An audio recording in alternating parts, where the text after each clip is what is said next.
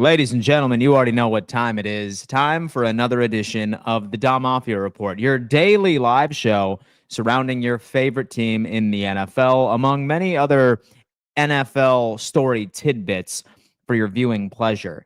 Now, you did read that title correctly. Today, what I wanted to do is actually break down a lot of all 22 film from the first preseason matchup against the New York Giants. I was patient as all can be, waiting for this film to drop. It finally did yesterday. And I feel like we have a lot to be excited about from this rookie class. A lot of players have really been showing promise. One in particular, I'm super high on. I think that he could potentially be a starting safety for this team eventually. But all in all, like based off of what I've seen, I really think that this has the potential of being one of Brandon Beane's better draft classes. So we are going to be unpacking some film from some of the prospects. I know that a lot of us are interested to know, like, how they're doing, whether or not that they are at a certain point of their development. So very, very excited to do that today. As you are coming in, please do me a favor, smash that like button, okay? It is the easiest way to show some love over here. If there is 56 of you, or 78, excuse me, 59 of you on YouTube, there should be 59 thumbs ups hit. Let's go ahead and propel this out to the YouTube algorithm so we can continue to grow this one big happy family. As always, let me know where you're tuning in from. Roll call time in the chat.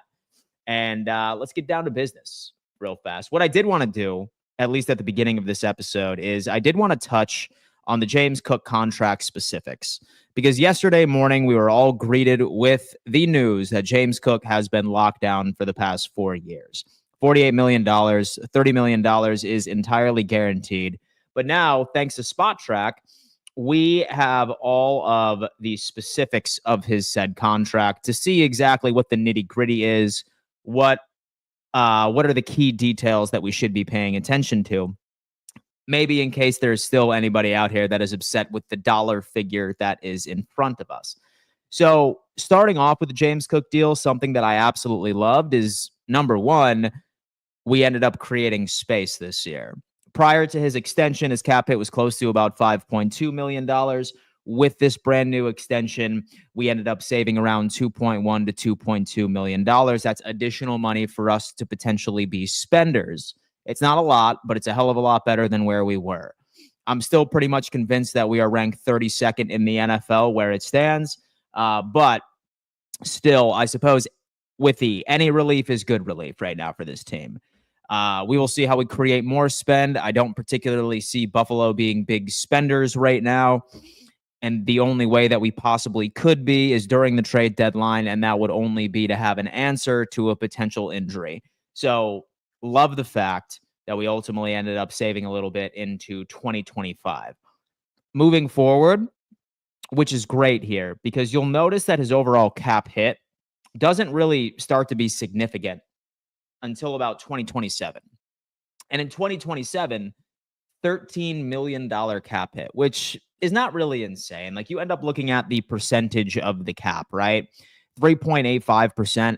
I still feel that I want to confirm that these numbers are accounting for the fact that the cap increases each and every single year.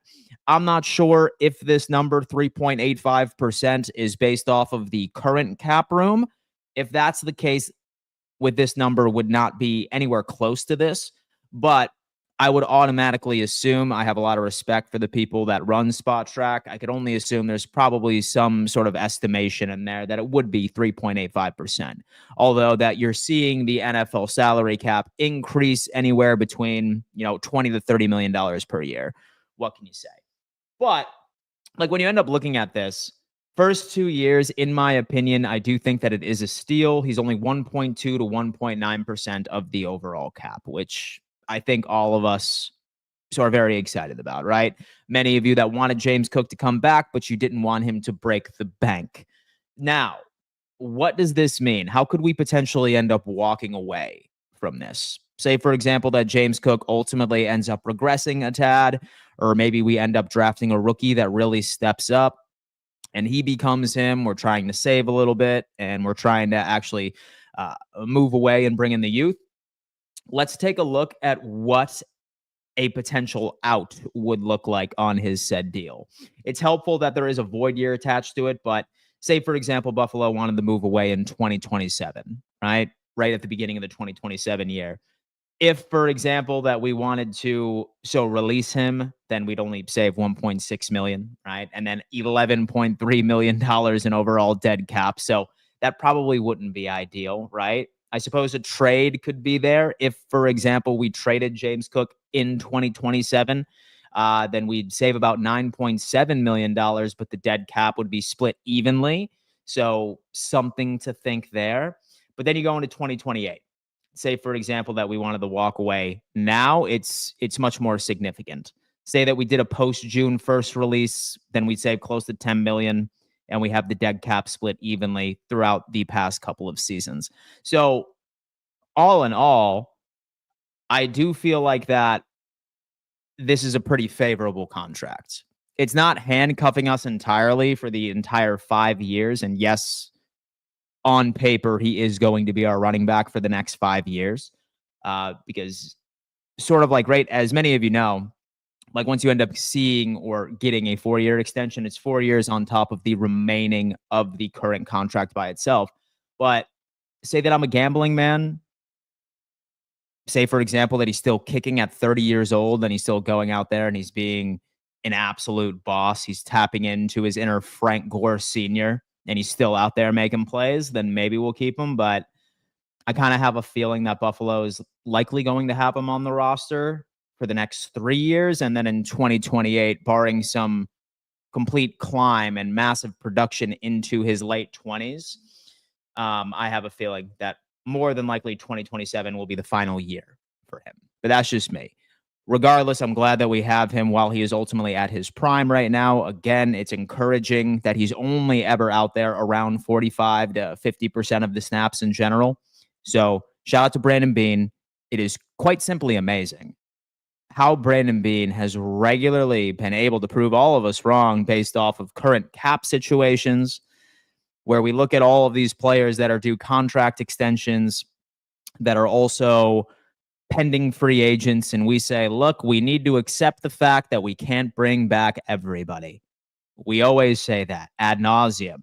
But every single year, he continues to prove us wrong and he finds deals. I feel like people aren't talking about this enough. I know we didn't bring in any big name in free agency. Maybe some of you might make the argument that Bosa was a big name. I suppose that's the biggest name we brought in. But when it comes into Buffalo being able to sign all of these players that were due contract extensions, and we brought them all back and foreseeably on team-friendly deals, Beane is an absolute scientist. And I think the Buffalo Bills need to start getting a bit more credit on having one of the best off seasons all year across the entire NFL. How we were able to make Christian Benford the 19th highest paid cornerback in the NFL. How we were able to bring back Greg Rousseau as the 20th highest paid defensive end rate in the NFL. Have Shakir, who is well into the 20s. Same thing with James Cook, who is currently, I believe, 7th or 8th ranked as far as AAV. It's truly amazing. And for people that have complaints about Brandon Beane's history, I feel like one thing that you can't take away from the guy is that he is a shrewd negotiator, and he really is able to convince a lot of these guys that he hit on the draft to come back with team-friendly deals. I think that just speaks volumes of the particular culture, which is ideal. So there you have it, folks. The James Cook contract. Cook said he wants to retire here, period. It doesn't want to play with his brother unless his brother came here down the road. Is Dalvin Cook still in the league? Last time I checked, he was on the Cowboys. Is he still on the Cowboys? I think that's a question. So no one had to be restructured for Cook to get an extension. Nobody had to be restructured. At least that is not public knowledge. Him being restructured, we actually added $2.2 million right to our overall cap spend this year. That's typically how it is. Because so originally, His cap hit was like $5.3 million. But since we were able to extend him for 4 years, and fun fact, we did add a void year as well, so we could further separate out some of his bonus structure. It's mostly an accounting move. And one void year at that, which is ideal. So love to see that. We won't play the Chiefs 17 games a year. Bosa has been a great player his whole career. Dan, I love how every extension we did was for a guy we drafted and developed, practicing what we preach, develop and re-sign. That is truly what goes into a successful NFL organization. It's the exact same thing that Philadelphia is praised for, is what Roseman is able to do. He drafts well and he extends well, and that's how he builds his team. That's largely what Buffalo has been doing. But can we finally get over the hump and actually make it all worth it? I think that's a different question. So I feel like our core is based off of how we draft and how we develop. It's pretty crazy, man. Like most of the stars we have on this team, and that's even like really all across the board, with the exception of the Stephon Diggs trade/free agency acquisition. Oh, yeah, we traded for him. Never mind. Like, really outside of that, like, most of the homegrown talent and most of the stars that are on this team right now that all of us are absolutely in love with have been drafted from the Buffalo Bills, right? Like, literally, our best players have been drafted. That is incredible. Like, that just speaks volumes at how well-functioning of a front office an NFL organization has. Like, that's incredible. Carl has come in. Why am I hearing that OBJ to the Bills? Hope that's not the case. We have to be careful of those. Have to be very careful of those fake Adam Schefter accounts. Don't worry, I have certainly fallen victim to those recently. I haven't seen some update at all. Last thing I saw from OBJ was that he's not retired. And apparently some teams are showing interest. I literally never buy in. I never buy into the headlines that the Buffalo Bills are intrigued in a certain prospect or a big name. It happens each and every single year. Like, I guarantee you, say, for example, that you even had a B-list NFL player's name that is demanding a trade or is a pending free agent. You will always see one headline that says, report saying that Buffalo is interested. Beane calls everybody. Say that somebody's interested. He's going to see whether or not that he can find a deal. And people are always going to speculate that Buffalo is in these conversations. It does not matter. If, for example, that there is a B-tier edge rusher, a B-tier wide receiver, you are going to see a headline that suggests that Buffalo is looking into it. I don't particularly buy into it at all. Jay has come in. So basically, pretty much the whole 2022 draft class was extended except Elam. That's what I like to hear. And I feel like that 2022 draft class is largely slept on, and largely due to the fact that there's a big stain on it from the Kyer Elam situation. But I think that's about it. With Elam, I feel bad for. He's super athletic, just not a match for our scheme. Hope he does well in Dallas. It sounds like he's been making a couple of plays during training camp. I'm interested to see what he does in the regular season. Who's next to get an extension? I'd say Osiris Torrance has to be the priority. I'll tell you what, man, we have almost our entire interior offensive line not accounted for next offseason. Well, so with Torrance, of course, he has one more year right after this, but he'll probably want to have a conversation. But then Connor McGovern and then David Edwards are pending free agents next offseason. And then, so of course, Torrance, who is wildly slept on, I'm pretty sure he's given up like 2 sacks or 3 sacks, including college, for the past 3 to 4 years, which is crazy. But yeah, so the big names for next offseason is McGovern and Edwards. But I'm fine with walking away from Edwards, to be honest with you. And so I'm fine with just targeting right in the draft, or maybe we bring in some like vet, something along those lines. Who knows? But we will see. So with Torrance can't get extended until at least at the end of this season. Yeah, Yeah, most definitely. I am not anticipating that Osiris Torrance is going to be having some extension talks. I'd say probably closer to around the start of the league year next year. But of course, that's me. Beane should have already drafted an Edwards replacement, but he didn't on the interior offensive line. Yeah, and so I really wanted to look for one of those right in the drafts, but we disregarded. So regarding the 2022 draft class, I would put money on it that Beane wanted to grab McDuffie, but Kansas City came in and swiped him, so they were left with Elam, and they drafted based off of positional need rather than best player available. I think I'd probably agree with you. Lights of Truth, ladies and gentlemen, welcome to the premier online Buffalo Bills tailgate party, the Don Mafia Report, and now your host, Dan Mitchell. Good morning from St. Cloud, Florida. Dude, my guy right there with the announcement. It's the Buffalo Bills tailgate party each and every single morning. Damn, man, I like that. I like that, my friend. Thank you so much. Tom Brady, 12, coming in with a nice little dono to begin the morning. 247 of you are in here right now, guys. 146 on YouTube. Please do me a favor and hit that thumbs up sign. And as always, do not be shy. I am talking to the lurkers right now. Let me know where you're tuning in from. I'm including the work lurkers. What corner of the United States are you tuning in from? What corner of the globe?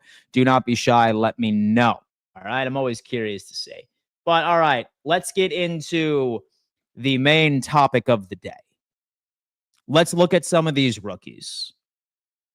Let's get our first taste of live game action from this past Saturday and get a good understanding of where they are in their development. Again, it's early. It is the preseason, but that doesn't mean that we can't see flashes from particular players. And I got to tell you something. I want to start off with one specifically. I did end up making a TikTok video on this young man. I made a tweet about this. I put it on YouTube Shorts. Guys, I am really, really high on Jordan Hancock, man. I'm really high on Jordan Hancock. Many people, when discussing Jordan Hancock, a lot of people are saying, oh, no, he's just going to be backup Taron Johnson. He's going to be the Cam Lewis replacement. He's going to be our utility piece that's going to be plugged and played based off of injuries that could potentially occur. Maybe it starts off that way, guys, but this player is way too good to be a backup. This player is way too good to just be a solidified second string player for this team for very long. And when you ended up looking at where he lined up for the most part, he had a couple of snaps at the slot position or right within this, right? But for the majority of the game, we have Jordan Hancock was playing safety. And it's kind of funny too, right? Because we continuously hear, Dan, like our biggest concern is safety. With Cole Bishop has now been 2 years in a row in training camp where he has missed significant reps. Sean McDermott appears to be upset with where he is in his development, although that he cannot control it. I know for a fact none of you are comfortable with Damar Hamlin taking over. But I got to tell you what, man, I was actually very impressed with what Jordan Hancock was able to do on the field, right? Great with zone awareness, sheds the block completely fine, and makes the tackle. What I love about this kid, and what I'm going to do is I am going to show up a couple of plays. Number one is I'm really trying to demonstrate how well he maintains leverage. So when attacking, I also want to demonstrate exactly how disciplined he is in the zone scheme. You will notice that many young players, especially at the safety position, a lot of them are eager to make a play. A lot of them want to hurry up and jump the route, make an interception, and some are patient. The difference between an elite safety and a bottom tier safety is somebody who is patient within their own scheme, and Jordan Hancock has that. There are so many plays that I would love to point out. And it's funny because a lot of us were sitting there talking about and saying, hey, he's just going to be the backup slot corner, or he's going to maybe be plugged and played at safety. He's going to be filling in the Cam Lewis role if necessary. But again, I got to tell you, man, I love what I have seen from this young man at the very beginning. Right here, you have him as the single high safety, and there's going to be a little dump off pass, one of those annoying ass screens, because we know that Brian Dable was trying to call a regular season offense throughout this entire game. But just watch how this guy maintains leverage always, man. He's so smart. He's so smart. Has great vision. He's not taking any bad angles. I have seen all the tackles he put up. And granted, I understand we're talking about second and third string, but some of these intangibles are things that you just can't teach. Like this kid is already out there performing like a damn vet, like when it comes into it. So what I did want to pull up specifically with Jordan Hancock right here was his interception. Now, granted, this could be chalked up to a bad throw because it certainly was. And so, of course, it was our good friend Jameis Winston. This could also be chalked up as it didn't even count because this, of course, was an offsides penalty from Landon Jackson. So why are we celebrating this? Why I'm excited about this is, again, like I just said at the beginning of this video, his patience in the zone scheme. Okay. He's lined up right here. And by the way, he's only played, like, he mostly just played safety all game long, which is interesting. Locks in, falls into his zone, does not jump the route too early, right? Let's go ahead and see that again. Does not jump the route too early. He maintains his zone and makes the damn play. He's very fast. He runs a 4.4. He's a great tackler. So say that it was up to me. And granted, we have a very small sample size right now. There's so many question marks about who's going to be the running mate for Taylor Rapp. So it could be Damar Hamlin. It could be Cole Bishop, although the Cole Bishop, again, has now missed basically his second training camp. He's still injured, not getting a lot of the reps. His development has been slowed. Say that it was up to me, I'd probably end up giving the nod to Jordan Hancock. Say that the season started tomorrow. Say that we were sitting here and preparing for the Ravens game on Sunday. I understand Sean McDermott doesn't like to rush rookies, right? But say that it was up to me, I really think that Jordan Hancock needs to be in the conversation for potentially taking that spot next to Taylor Rapp. I really, really do. And some of us are just like, oh, no, like we ended up hearing from Sean McDermott, and he's saying he's not willing to commit what position this young man is going to play. I would not take coach speak at 100% face value. I would not. I can tell you based off of these sentiments and based off of how he speaks about Jordan Hancock, as well as Bobby Babbitt speaks about Jordan Hancock, they love this player. And the one thing that I can tell you, again, as I opened up this segment, Jordan Hancock is way too good to only be a depth player this year. He's way too good. He gets it. So I have a feeling, do not be shocked if our good friend Jordan Hancock ultimately ends up starting side by side with Taylor Rapp at some point during this season. Maybe it's a little too early to say that he's going to win it outright on week 1, but do not be surprised. Say, for example, that Hamlin goes down with an injury or Bishop is not ready and Hancock has to be plugged and played. Don't be surprised if he never gives up that position again, because once he does, I'm telling you, man, he's an absolute baller. If one of our safeties got injured, Hancock could be the next man up right away, not Cole Bishop. I mean, look, it's very clear that Sean McDermott is not comfortable with Cole Bishop's development, and for good reason, right? Like, he missed all of training camp his rookie season. He's missed quite a bit this year. And I'm not willing to commit that Jordan Hancock is going to be named the first string free safety next to Taylor Rapp for week 1. But one thing I feel very confident about is, say, for example, that one of those guys gets injured and Hancock has to be plugged and played into that system. I do not think that Cole Bishop and or Damar Hamlin are ever getting that job back. That much I can say. Hancock, very impressive. Let's go ahead and take a look at some of the other guys here. Now, let's talk about Landon Jackson, because many of us know that I went on a campaign where, so I was pretty upset with how our friend was playing, right? Some of us were probably thinking, oh, Dan, you have to be a bit more patient with Landon Jackson, right? Like he's a rookie. But when I say that I was not particularly impressed with his performance, like we can go on ahead and just take a look at a lot of the plays that we had here. Again, I feel like Landon Jackson has quite a bit of time to develop if, for example, we want him to be the player that we think that he can be. All right, let's check it out. He's number 94, and let's see what he's doing out here, right? It's that. See? So the thing is, what you'll notice for me, and this is funny because this is literally so the touchdown pass from Jackson Dart right here.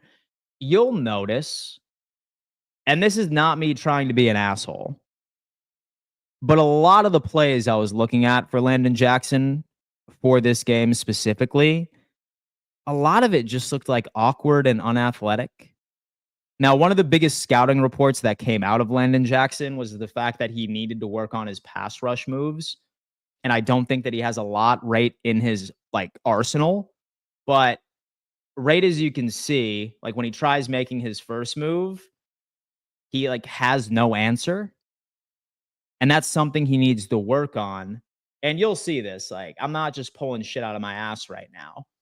It's really something that I believe is certainly a trend, right? So we can go ahead and pull up the end zone. I'm not worried about this play. That was a field goal attempt from the defensive side of special teams. But, I mean, let's take a look again, right? Let's go ahead and take a look again. It was super hard for me to find a single win right from Landon Jackson by itself, right? So I have Landon. I have Dart under center. All right, Dart, let's go. Same thing. Okay, so nothing his effort really is not there, right? So I get it that he wasn't ready to make a tackle or anything along those lines, but why is bro power walking? So why is dude power walking right now, right? He's just bro, where's the effort? Where's the effort, man? You know what I mean? I don't particularly like what I'm seeing from the guy. Short left for Malik. Here, let me see if I can get something else here and pull something up specifically, because one play I really, really didn't like. And I don't want to just give you guys a short sample size thinking that I'm cherry picking. See, again, solid play right there from Deion Walker. And maybe it's just going by way too fast and he's just sort of giving up, I guess. Maybe he's not going 110%, but his scouting report of always suggesting that he needs to work on his pass rush moves is absolutely correct. TJ Sanders is getting in on that Dart touchdown, though. He certainly is. And have no fear, Jackson. We are about to be unpacking some TJ Sanders right here. On that play, he was backside contain. I love that. See, that's why I need my friend Sean in here to help me out. But let's check it out again. Right up. He's lined up right outside. See? Again, let's go ahead and check this out. Let's keep going. Keep checking it out right off to the edge. See, and the good thing is, one thing I will give him credit for is that it was a lot of short passes. I'm really doing whatever I can to make sure that I can find something where there was a little bit of time right in the pocket. Yeah, here's our boy right there. So let's see what he does against 71. There you go. That was the one that I really didn't like. See what I'm saying? And so I'm not particularly sure that was here you go. Some could say that he slipped, but 71 really put him on his ass right here. And this is a third string tackle. Yeah, see what I'm saying? So as far as Landon Jackson, not so much impressed from what I saw here. Hot take, wide receiver Elijah Moore does not make the 53-man roster. Gets beat out by Terrell Shavers. You have Elijah Moore. Interesting Smith family. I like hot takes in here. I really, really do. I hope Landon Jackson can be better for us. Again, it's early. But from what I did see with Landon Jackson, I do feel like that his pass rush moves are limited. It's something that he's going to have to work on. I do also think that he almost looks maybe a little too unathletic for me. He's quality in run defense. That much I can tell you. But it's early. It's early. We could just hope that the defensive line coach can go on ahead and just make him look a little bit better. You know what I mean? Let's go ahead and try this again. Where's Landon Jackson? There's our boy.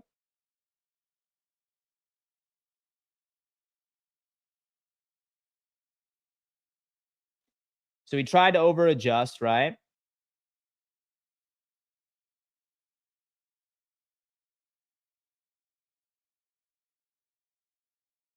Found a hole.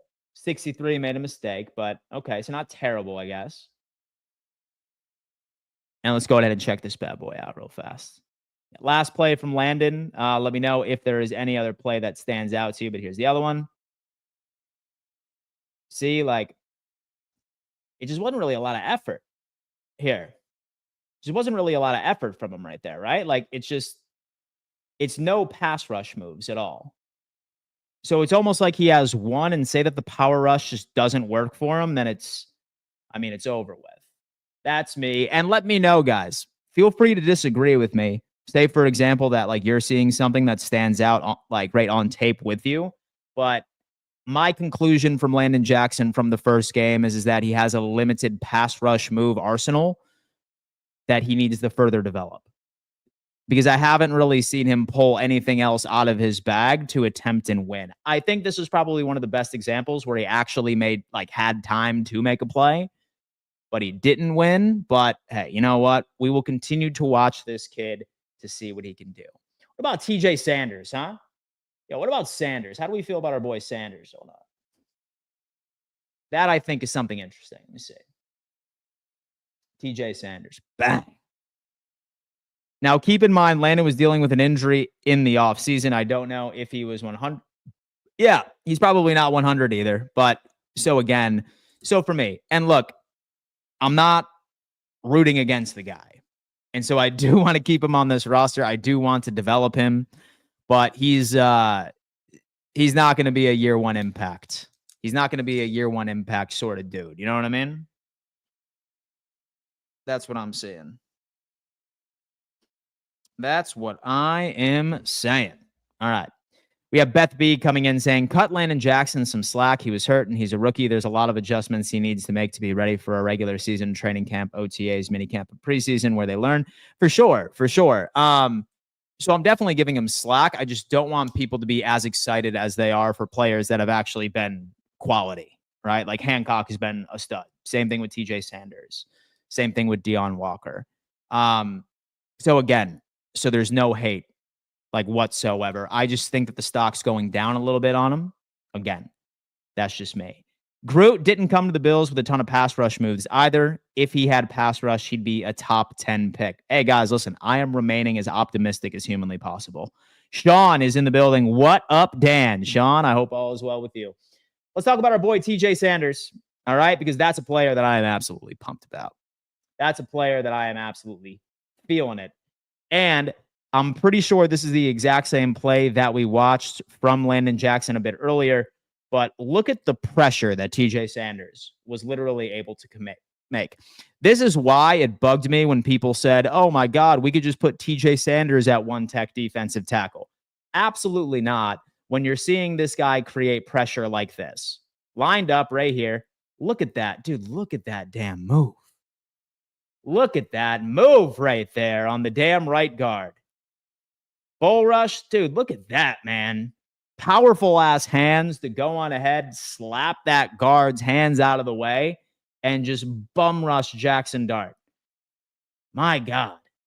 If Deion Jackson so to at least have won the matchup in the first couple of milliseconds or had a little bit better of coverage, Dart would have been absolutely sent into a new universe. That right there, folks, is what we like to call a pass rush move. Look at this. Bang. Get your ass out of here. Powerful stuff from TJ Sanders. Powerful stuff from our boy. Absolutely love to see that. Dan, is there any news on Josh Allen playing a drive or two on Sunday against the Bears in Chicago? Last time I heard from Sean McDermott, he did not say. But again, man, listen, that right there just made me happy from the TJ Sanders side of things. Where's my boy TJ? Come on now. It was funny because all right, so we only had 18 snaps. Okay. We have TJ. What's TJ all about? Single back formation. Let's see what he's got.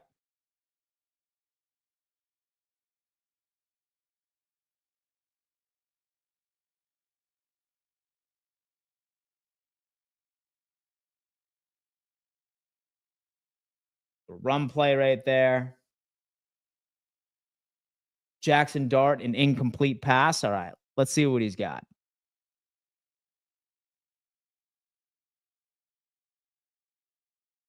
Again. Again, dude.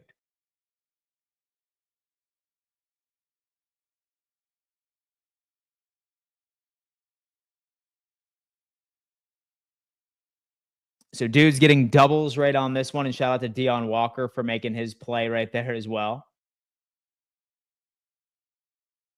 Sanders at 98. Where's our boy?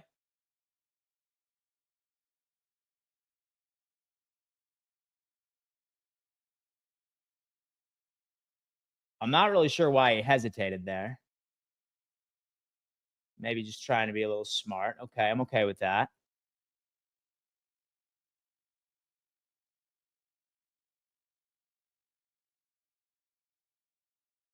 I still stand by my statement that Levi Wallace is better than Dane Jackson. Holy shit. Dan, is there any update on Bills injuries, specifically Bass, Shakir, and Hairston? Nothing that I know of, right? So Bass is still sidelined. I understand that. Shakir has a high ankle sprain. I think he's working off to the side. And Hairston is off of crutches. I think they're still optimistic he could be ready to go by week 1, but I think his training camp is just going to start over. But of course, here we are. What round would you draft Cook in fantasy, and what other running backs would you rather have than him? Took him for first pick in the second round last fantasy season, and probably going for him again this season. I'd probably go second's pretty fair. Second's fair, man. Like he's going to find the end zone. Shakir was out of the boot yesterday. He was indeed. Sanders is so fast. He really is, man. Like, look, so the thing is, yes, I'm sure that he could play somewhat of a one tech position for this defensive line, but like that's like neutering him. What he's good at is lining off of the center, right? Right in front of one of the guards and rushing the quarterback. Like that's I mean, damn. So that's like having like the finest bottle of scotch and just using it as a paperweight, right? It's using something of so much value for an entire different purpose. You know what I mean? That's kind of how I look at all these things. Sanders again, still finds a way to bounce around, man. I just wish that he was a little bit faster once he ended up getting by, right? Like still went up, and then obviously with the offensive lineman ended up leaving for his next responsibility for a little screen action. But I mean, show me some more shit here. Show me some TJ Sanders action. There he is. Ah, so 3-tech action. What do we got? And Solomon, by the way, we have to take a look at Solomon a bit later.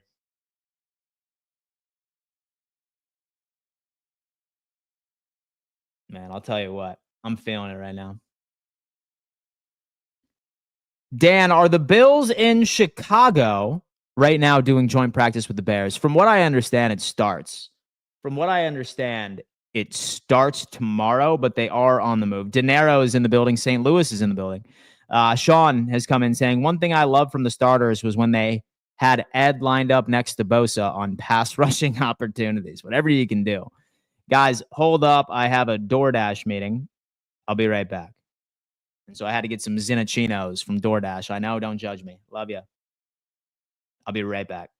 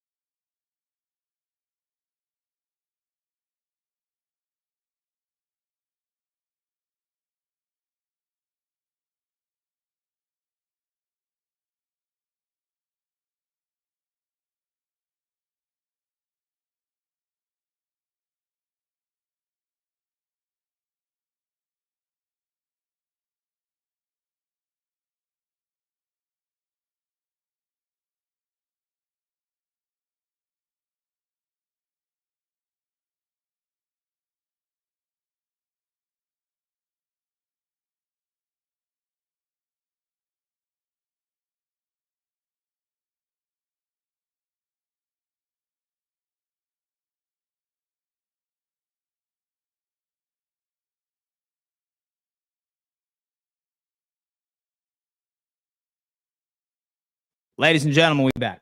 We back, ladies and gentlemen. I appreciate you for your patience. Frank Gore Jr. made a statement a few weeks ago that he doesn't want to leave Buffalo, period. He's happy with the practice squad here till something opens up for him. I know. We love Frank Gore over here. We love Frank Gore Jr. over here. That I can tell you what. Yes, Bills are traveling today to Chicago. Yeah, most definitely. Practice is tomorrow, and I'm very excited to unpack that. I wonder what kind of coverage we're going to get. Hopefully it's ideal. Dan is the man. Mark is the man, folks. Make no mistake about that. Guys, 181 of you in here. Do me a favor. Hit that thumbs up sign. Subscribe to the channel if you haven't already, and turn on those bell notifications. We're taking it in. Zin's acquired. Yes, sir. I know. It's a filthy habit, ladies and gentlemen, but I suppose it's a lot better than back in the day when I was the vape god, right? At least I put down the vapes. You know what I mean? Forestville, New York. What is up, Dan? Just living the dream. And we're talking a little football with the boys right here. Got engaged this past weekend, Dan. Go Bills. Can't wait for the season. Congratulations, Sean. A big congratulations. Sean finding love. Love to see that, man. Go Bills. Can't wait for the season myself. Honestly, that is insane, man. You got to love it. All right, so some more TJ Sanders action. I'm going to see if I can find anything if he actually did end up making a quality play. Okay. Incomplete deep left. And so I'm not sure why TJ Sanders' name was listed here, but let's take a look. Let's take a look here. Where's our boy TJ?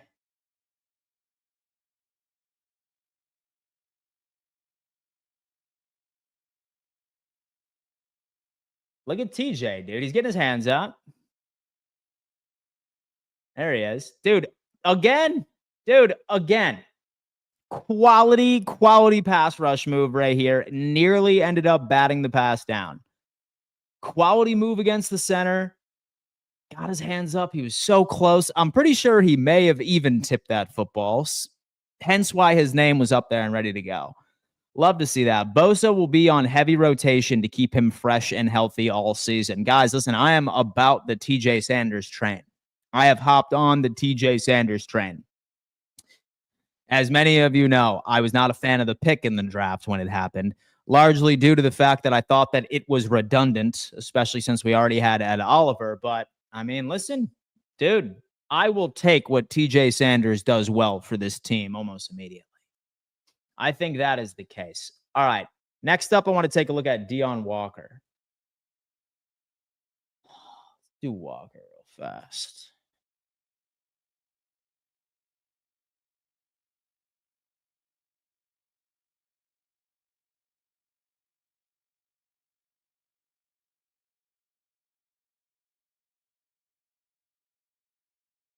If he is here.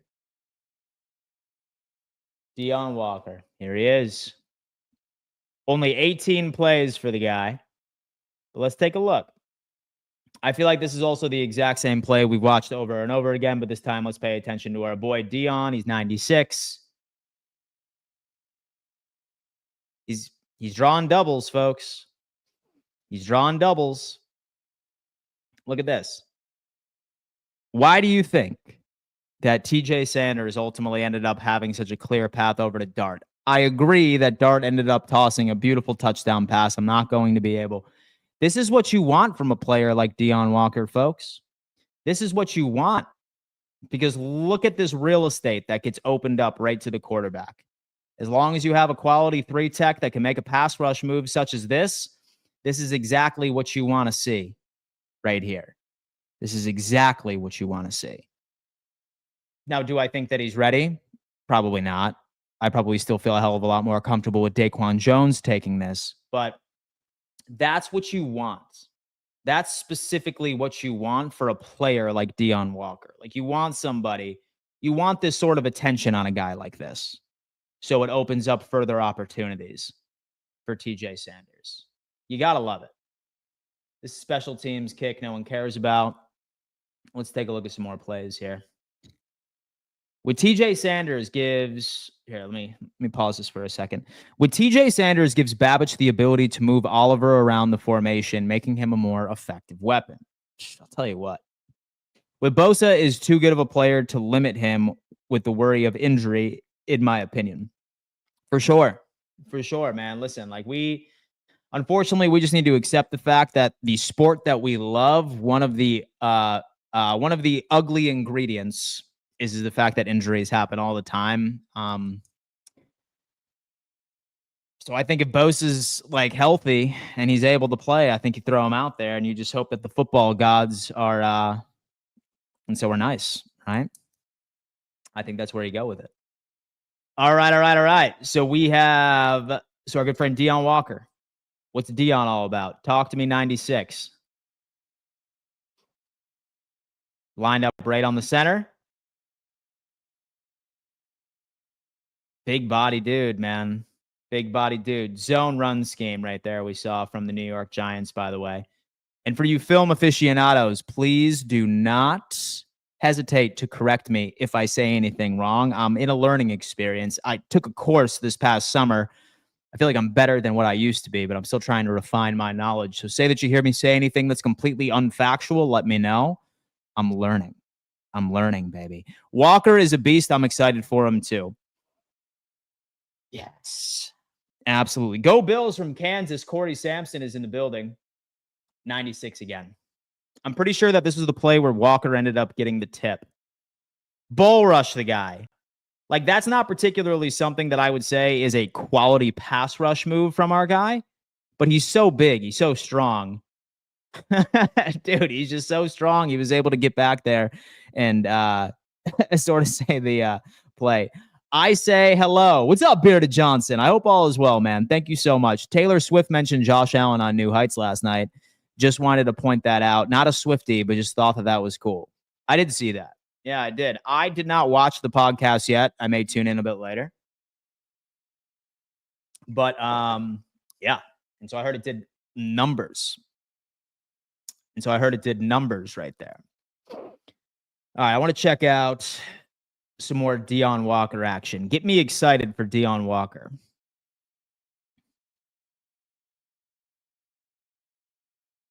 It was a quality rep from that offensive lineman. I got to give it to him.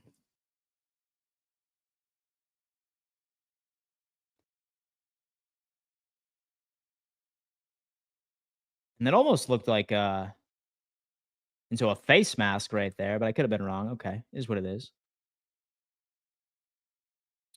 So I'm really liking where our players are headed, and they all seem to be on the same page. I'm still a bit concerned about safety, but we haven't seen much yet for me to assess. Yeah, for sure. So really, at the beginning of this episode, I've said this. I'm going to continue to say it. Say, for example, that Jordan Hancock has to fill in for one of our starting safeties, whether or not that's Cole Bishop or Damar Hamlin for some injury, for example. I don't think he's ever going to give the job back. I really think the next best safety on this roster next to Taylor Rapp is Jordan Hancock. That's my hot take. But, I mean, hey, we'll see. We will see. Taylor Swift also mentioned Jared Goff and Josh Allen going at it head-to-head. Does this mean that we will be going a Bills-Lions Super Bowl? Hopefully that's the case. We do need a Haley Steinfeld and Taylor Swift collab when the Chiefs and Bills play each other Week 9. Hopefully they are in the same box. From what I understand, Haley Steinfeld does not typically like to bring attention to herself when she's watching her husband play. She just likes to be super private and just watch the game and let her husband have the spotlight, I guess. That's from what I've understood, which is super cool, right? Why is nobody talking about Keontae Jenkins? Oh, don't worry about that. Don't worry about Keontae Jenkins. We're going to be taking a look at Keontae Jenkins. He's been the guy. Bishop has the ability. He just can't stay off of the injury report. And unfortunately, right, that's limiting his development or slowing it down significantly. Half of the reason why I think TJ Sanders getting in on that dart touchdown, though. It's my guy. Shout out to everybody that's donating to the show and donating to the cause. Please do me a favor, guys. Hit that thumbs up sign. There's 193 of you in here. We are breaking down a lot of film from the rookies. Right now, we're on Deion Walker. We've already unpacked, of course, my good friend Jordan Hancock, followed by Landon Jackson, followed by TJ Sanders, and then now, obviously, we're on Deion Walker. I would like to take a look at Dorian Strong after this.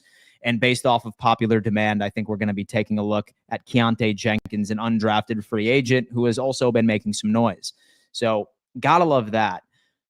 So Rashid Rice is eligible to play for the first 4 games as his hearing at court is on September 30th. Interesting DTN. He can play the first 4 games. I'm actually meeting Haley next week and having my Bumblebee 4K Blu-ray signed. Look at that, man. Look at that. Let me see. It's funny because somebody pointed this out to me.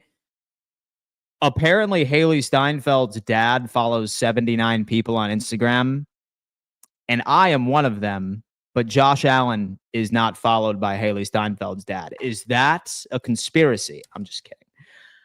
Somebody pointed that out, though, and so I thought it was really funny. But here we are. Here we are, man. For some reason, I just can't get behind all the Drake May hype. I don't know if it's just me. I think the Patriots are frauds. It's pretty easy to think that way, you know, because I do feel like that there's still some deep-rooted hatred with that organization. But I got to tell you, say that there's any team, so within the division,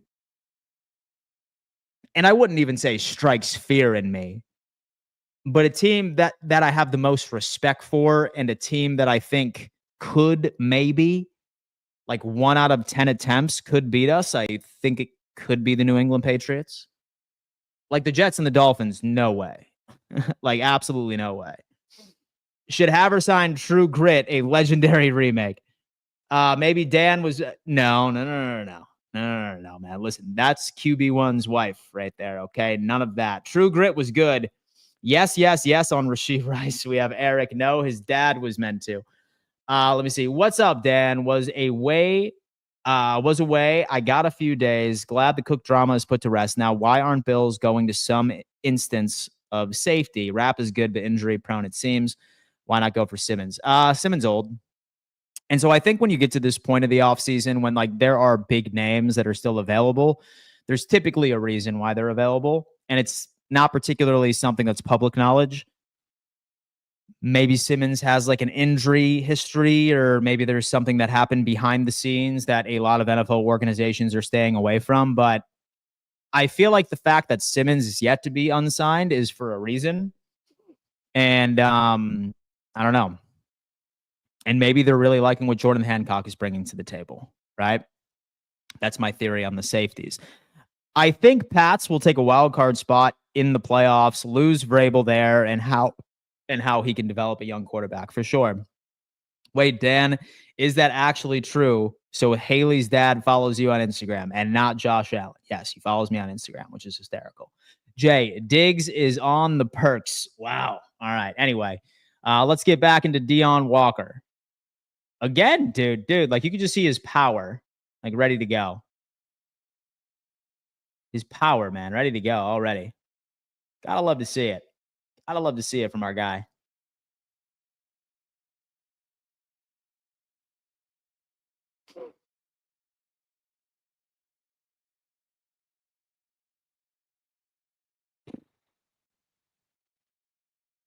Let's get this.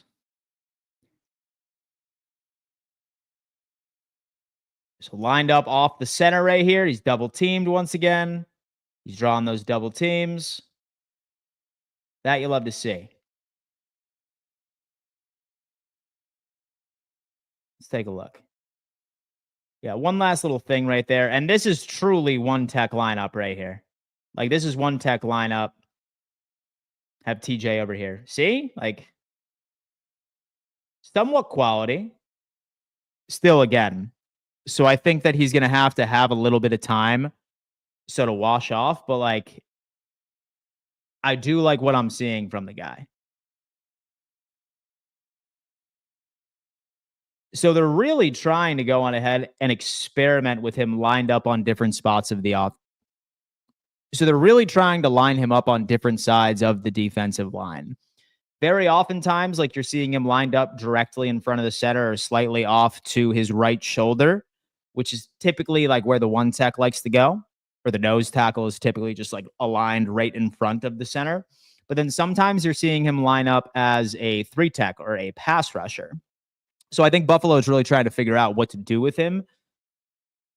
He's more of a power guy. And like, right as you can see, I do know that like his pass rush moves are nowhere near elite, but like you can see, he's clearly winning that matchup just based off of his upper body strength. which is encouraging to say the least from Deion. Yeah, no one cares about any special teams options from him. But let's see what else he's got here. You still have Jackson Dart. Darterific right here. Okay, you have him lined up as the one tech right here. He's double teamed once again. I don't know. So what do you guys think he's more beneficial as? So like a 3-tech guy or a 1-tech? What do you think?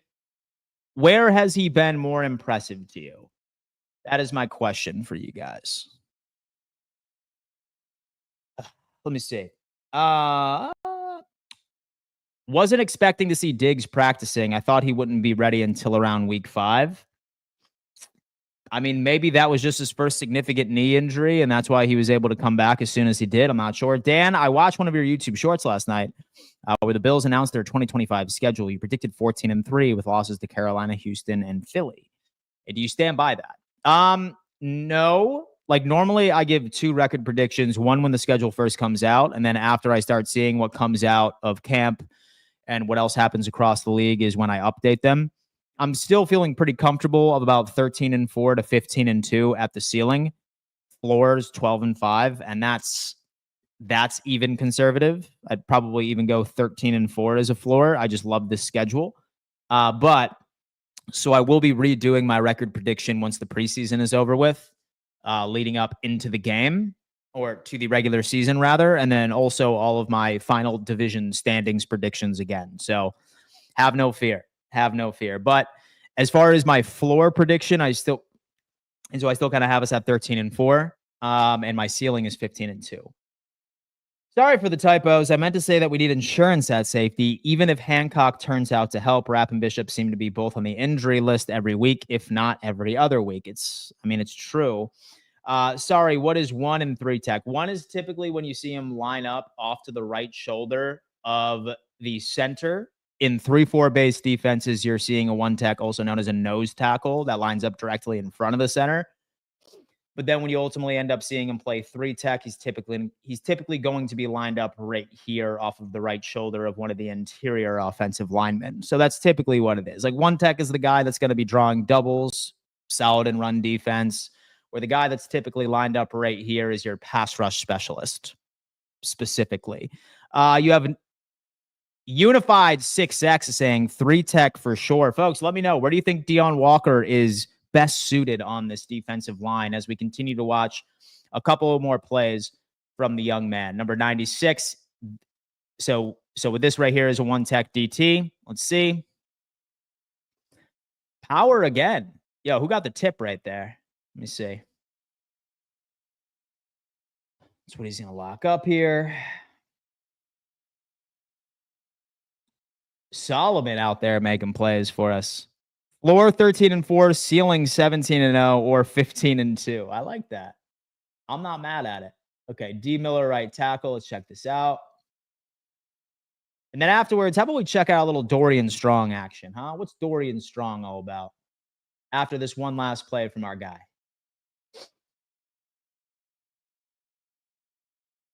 Yeah, seems like once again, man, looks like the vast majority of where he is lined up is right off of the center's right shoulder or left shoulder. So it looks like Buffalo's really trying to have him fit the role of Daquan Jones thus far, but we'll see. So a few snaps where we had him lined up as the 3 tech, but mostly we were just running him as the 1 for that first matchup.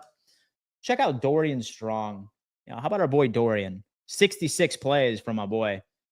Oh, fasten your seatbelts, folks. We have some things to talk about. Okay, we got Dorian Strong. Let me go into sideline view here. Let me go into sideline view.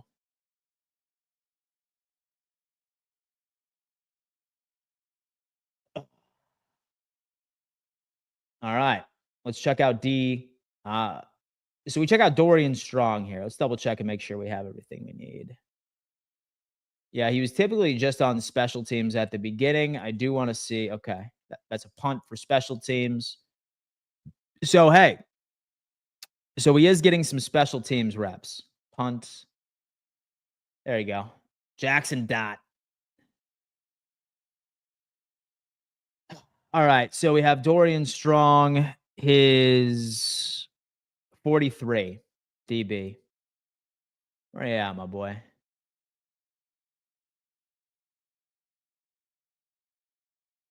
There he is. Right here.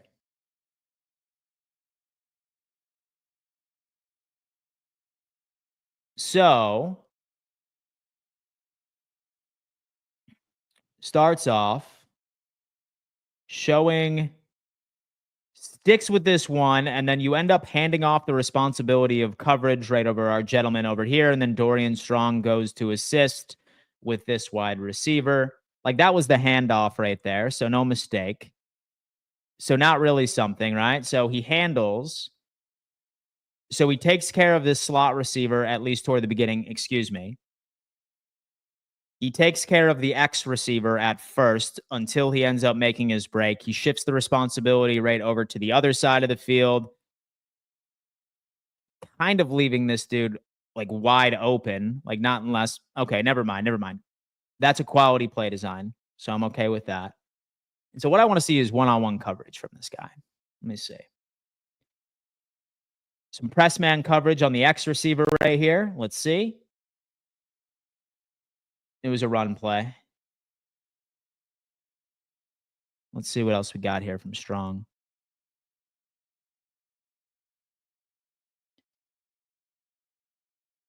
Once again, he's on the X.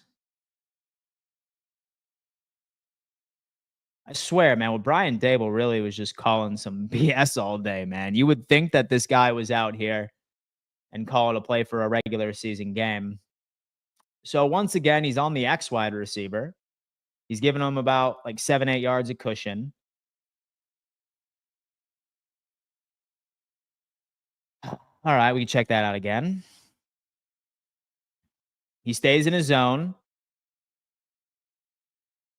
So he identifies the play right there. Who missed the tackle? I'm just curious.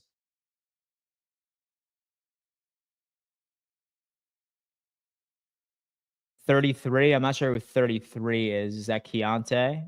We'll see what's going on here. Let's check out some Dorian Strong action. Okay.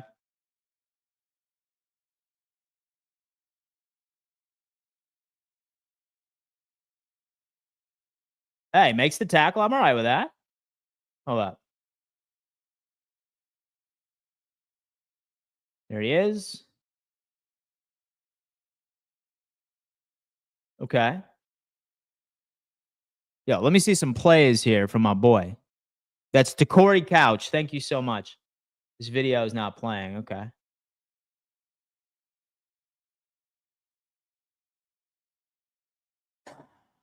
Okay.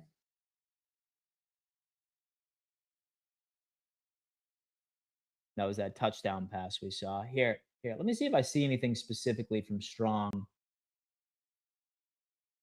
Right tackle push for 8 yards, Dorian Strong. Okay, so we have an actual play from Strong. Let me see. Okay, you have some press man coverage on the X.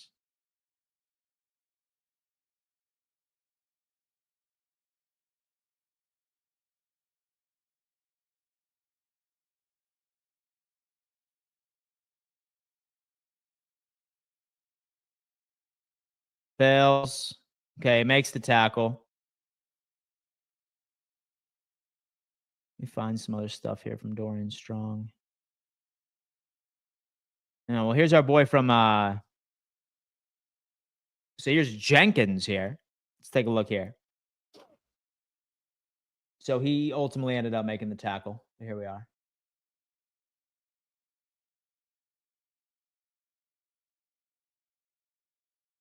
Keontae Jenkins. Is that the guy? Let me see if we got anything else.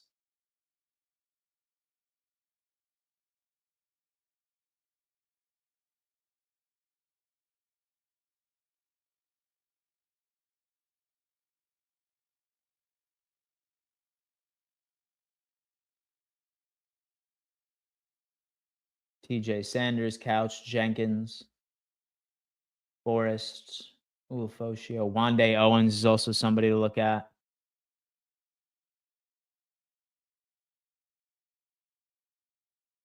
All right, let's check out this one.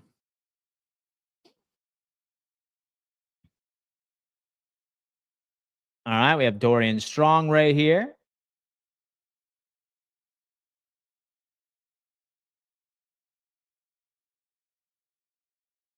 Still makes the tackle, so that's ideal.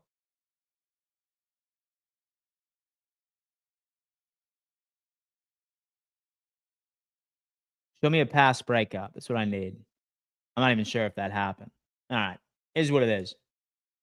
All right, folks. Let's see what these people got. Dirty Dan 716 is coming in. That's the wow. Okay. Anyway, Dan helped explain it. Thanks, Mikey. I think 3-tech would be better for him. Spidey Munn. So 1-tech is like a beefy nose tackle to fill up run holes. 3-tech is essentially a pass rushing defensive tackle, if I'm not mistaken. You are absolutely correct. Go Bills. I'm dying for the season to start. You and I both, man. You have no idea. Like number 103, Leo Ox. I appreciate you, my guy. Let's go ahead and open up the Garage Beer Hotline. Let's see what's on people's mind right now. What rookie stood out to you this past week? Looking to see a bit more of. Garage Beer Hotline is now officially open. Someone step up into the garage. Garage Beer Hotline's ready to go. Feel free to lock in, folks. Dirty Dan 716. Dan, thoughts on male cheerleading situation and safety? Let's start Bills all male cheerleading squads. So I'm indifferent, right? And so I do know that Buffalo has not had a cheerleading squad since when? Was it 2014 or 2013 was the last time we had the Jills out there? And so I really don't care, man. Like, I really don't know many people that watch football just for cheerleaders. And so unless like you're like 12 or 13 or something like that, and so the puberty is starting to hit you, it's one of those things where I didn't even notice we had cheerleaders in the beginning, like back when we did. So I really don't have a take on that. Safety. So it's interesting when it comes into safety, right? Because so in my opinion, back in the day, safety was certainly a necessity. Back when it was the air raid offense era. And when it was the air raid offense era where you were seeing an average depth of target of like, 9 to 11 yards and all they wanted to do was push the ball downfield. Sure. Like safeties are important. And that's why Poyer and Hyde were so important to this defense for a long time. But that's not what these NFL offenses are like anymore. It's typically run. It's typically a lot of what we saw last game against the New York Giants. Short passes, and the dink and dunk and the screens.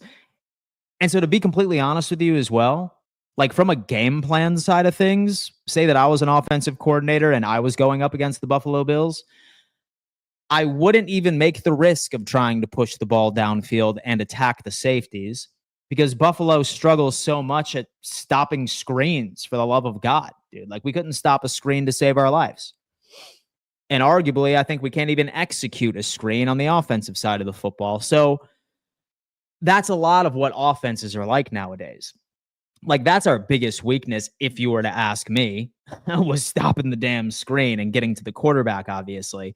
So I'm not particularly going to worry about a position group that's maybe going to get targeted 2-3 times a game downfield, right? So that's why I feel like it hasn't been much of an issue for me here. I would go be a base so I can get free tickets to all of the games. Bills cheerleaders are the guys on the front row with the shirts off and painted buffaloes on beer bellies. That's damn right. That is damn right, Brian Deane. Always believe it. So our best pick will start the season on IR, and the pass rush help we drafted is absolute dog water. We have Dilly Dilly Dale, man. He is upset with the offseason. He's upset with it, baby. So what would the Bills need to do to be better at stopping the screen? Is that on the coaches? Maybe. I suppose you could make an argument on that, but largely I think a lot of it has to do with personnel. Like tackle. You know what I mean? Like shed your blocks quicker. Screens are super annoying.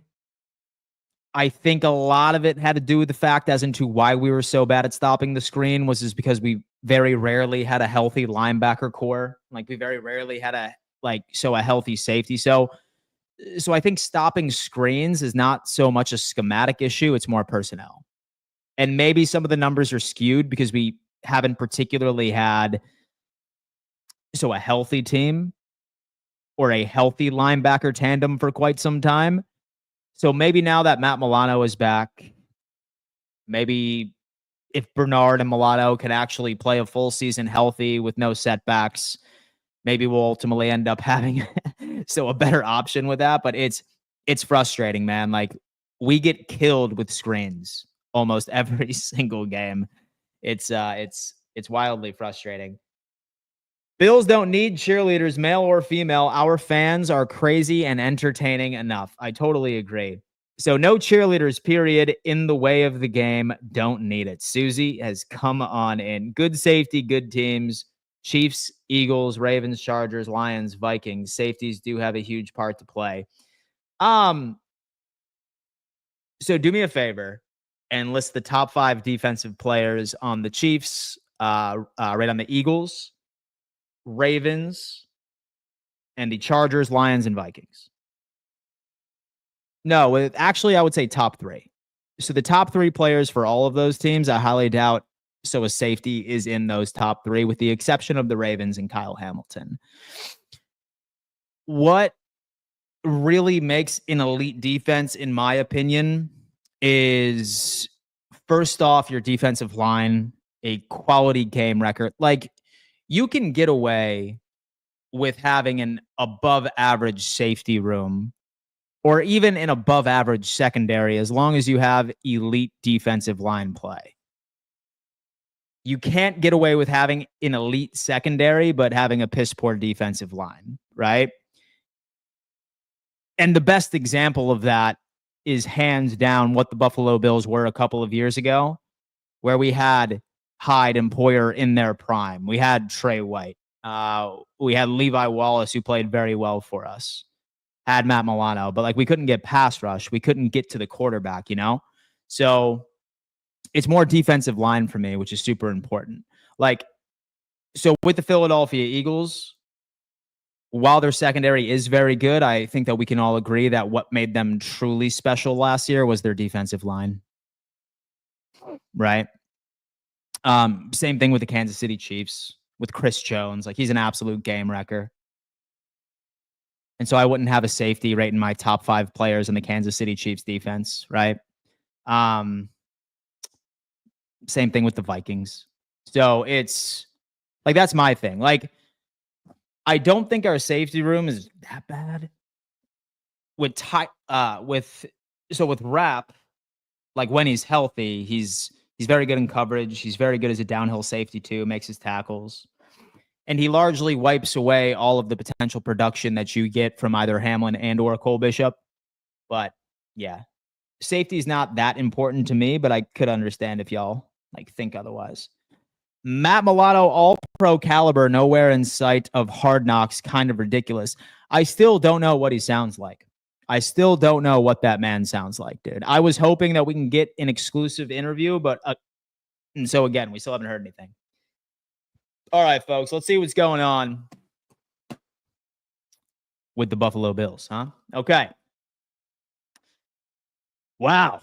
Okay, Chiefs wide receiver Rashee Rice is expected to have his disciplinary hearing from the NFL on Tuesday, September 30th in New York. This means that Rice now is likely to be able to play the first 4 weeks of this season before any potential discipline is imposed for his role in a multi-car crash in Dallas during the 2024 offseason. I heard somebody, or I saw somebody right in the chat was upset about this. Mike Rose has something to say about it. He says, this seems incredibly not optimal for the Chiefs. So the good news for the Bills fans is if it's a 6 games, like I think many are expecting, he'll miss week 9 matchup in Buffalo. Mike Rose brings up an interesting point. I got to think what the Chiefs schedule is going to look like this year. So I think this probably is not ideal for the Kansas City Chiefs. Maybe it's maybe cool that he does. So they do have him for against the Eagles and the Ravens, but say that it is a 6-game stretch for Kansas City, losing out on him. And granted, so they did it all last season too. So I'm not saying that it's going to ruin their season, but say that he does get suspended 6 games, he would be out Raiders, Washington Commanders, Bills, Broncos, a tough divisional game, the Colts, 1, 2, 3, 4, 5. And then once against the Dallas Cowboys, he'd be back by December 7th if the suspension holds.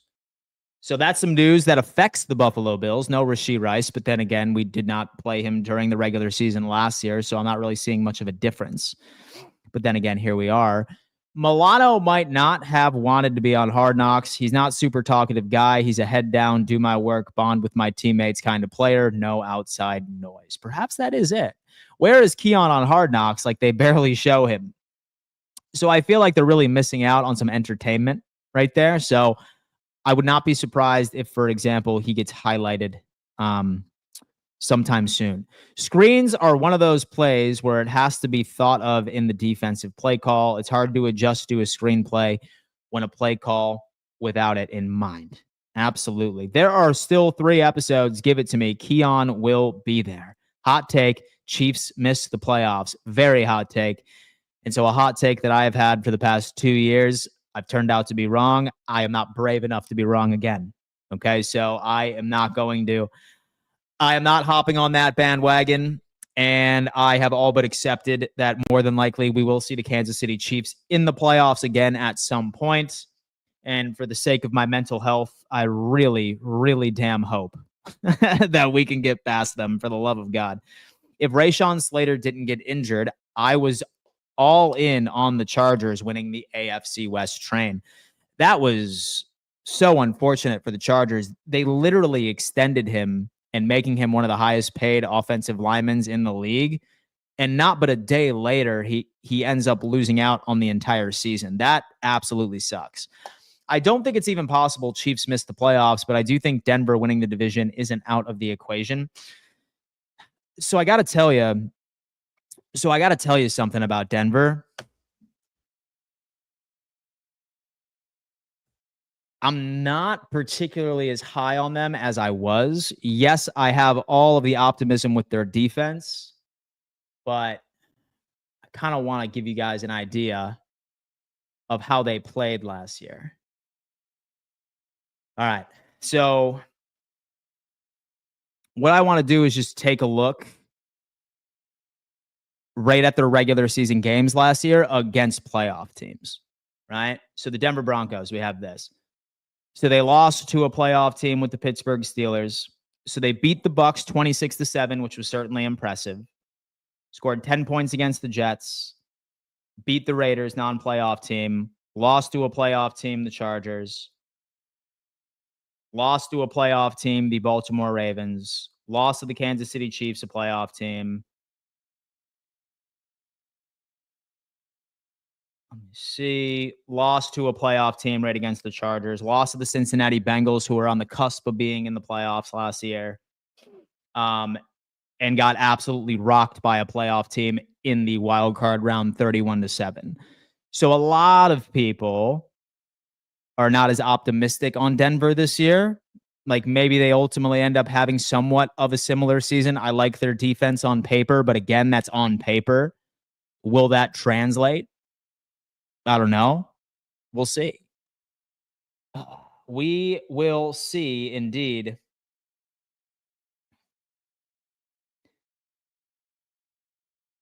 Let me see. Denver lacks a strong wide receiver depth, for sure. Bo Nix over Mahomes, keep dreaming. Yeah, I'm sorry. I'm not buying into that. So do you think with the Lions getting both a new offense and defensive coordinator, and then the Eagles are also getting a new defensive coach, that will have an impact on them? No, right? Like, it's... So I think people don't really know what Ben Johnson and Aaron Glenn are going to look like as a head coach. And ultimately, I don't think that we'll ever truly know how good of an offensive coordinator and defensive coordinator Glenn and Ben Johnson were last year. I just made a TikTok video on it. Quite frankly, I think the Lions personnel is just too good. It's just so talented that we're not going to see much of a change whatsoever. And keep in mind, from what I understand, both of these coordinators have been handpicked and were in the organization and under with Ben Johnson and Aaron Glenn last year. So I think they're familiar with their play call style already. So I'd be shocked if Detroit completely fell off of a cliff.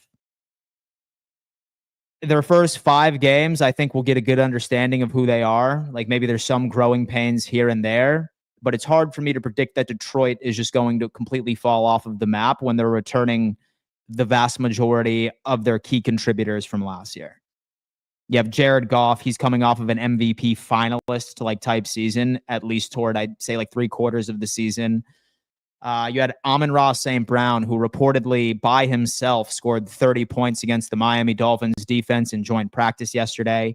You have J-Mo Williams. You have Tim Patrick, who's nothing to sneeze at. You have the return of Aiden Hutchinson. You add DJ Reed right to the secondary. Like this Lions team, in my opinion, is just far too stacked. It wouldn't even matter if myself and one of you were calling plays for the Lions. I think that it's going to be a non-issue. I'm high every day, and I'm not dumb enough to bet against the Chiefs. Weed has nothing to do with stupidity. Sal is coming in. Party is over for the Chiefs. Officials missing them this year. We have Joe Dirt. Second place chumps. It's okay. Hold my beer type of team. We have what game worries you the most for the Bills based on the matchup? I'm not particularly convinced that we're going to beat Baltimore week 1. So I really hope I'm wrong. I really, really hope I'm wrong. But it's fortunate because Buffalo has a cakewalk afterwards. I wouldn't say so. The next game that really strikes fear in me, or one game that I think is going to be a challenge, is going to be that Week 9 Kansas City matchup. But say, for example, that we can beat Baltimore at home, and it's not crazy to suggest because we were undefeated at home last year.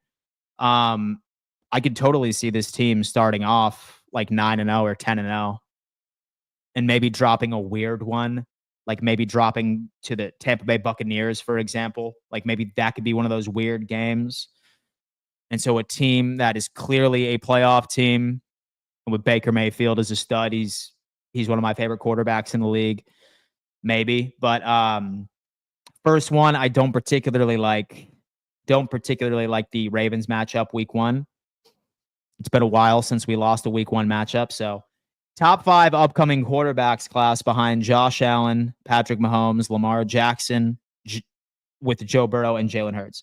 Top 5 upcoming quarterback class behind. Look at that. Who's the up and coming? Who is the up and coming? So I think we have to include so the Jaden Daniels. As much as I love shitting on CJ Stroud, it's kind of hard for me to completely put a label on him, since he has literally the worst offensive line in all of football. It's quite literally ranked like 32nd. But he does have a lot of weapons, so we can hope that it's somewhat healthy. Like, who else would be up and coming? I think with Jaden Daniels is one. I feel like CJ Stroud is up there too. I just wish he had an offensive line. I feel like Goff needs some more respect. And to be honest with you, I'd probably put Jared Goff above. So Jalen Hurts, I'd probably put Baker Mayfield above Jalen Hurts too, to be honest with you. I'd probably put same thing with Daniels above Jalen Hurts. And that's no disrespect to Jalen Hurts, but like we're just talking about like actual QB play. I don't know, man. Yeah, I don't know. I'm excited to find out though. We have Jared Goff chokes in the playoffs. He goes off in the regular season, but chokes in the playoffs. So he's made a Super Bowl, right? Like he's made it to a couple of championship games already. It's tough for me also to like just put a loss exclusively on a quarterback. And so there are 53 guys on each and every single NFL roster. And so unless I see Jared Goff out there in pads, like running reps with the secondary, and just trying to go out there and also kick some extra points / go for a game-winning field goal, it's kind of hard for me always to just exclusively look at the quarterback and say, oh, they lost right because of him, because it's just so many things that go into a football game. Like there's like one or two plays that completely shift the momentum that is not particularly flashy that a lot of people don't really like know. So, right? Like maybe for example, right? Like maybe for example, so the Lions were marching downfield and he ultimately ends up scoring a would-be game-winning touchdown with like 30 seconds left, but then his one of his DBs just ends up getting burned, and that's the reason why they lose the game in walk-off fashion. Or maybe it comes down into clock management, right? Like maybe he's trying to push the ball downfield, but like you have to look at the defense that had an opportunity of stopping a 3rd and 15 but failed, and that chewed an additional 45 to a minute and 15 seconds off of the clock, taking time away from the quarterback to make the play. Like it's such an intricate game. It's such an intricate game for me that it's hard for me to ever look at one specific player and say that's on you, right? So many people like to blame somebody for the Buffalo Bills and Kansas City Chiefs game last year, and they're like, "Oh my God, it's totally because of this one player," right? But some people were mad at the offense for not being able to march downfield and win a game-winning drive, where I feel like a lot of us could have been mad at the Buffalo Bills defense for allowing the Kansas City Chiefs to score 30 points for the second time all season, right? So it's largely a team sport, and there's team wins and team losses. So it's always difficult for me to look at it from that perspective. If he doesn't pan out with Marvin Harrison Jr. or an improved offensive line, then he's going to be gone sooner rather than later. Kyle, to me, is a glorified backup. He has his flash moments, but that's all he is now, moments.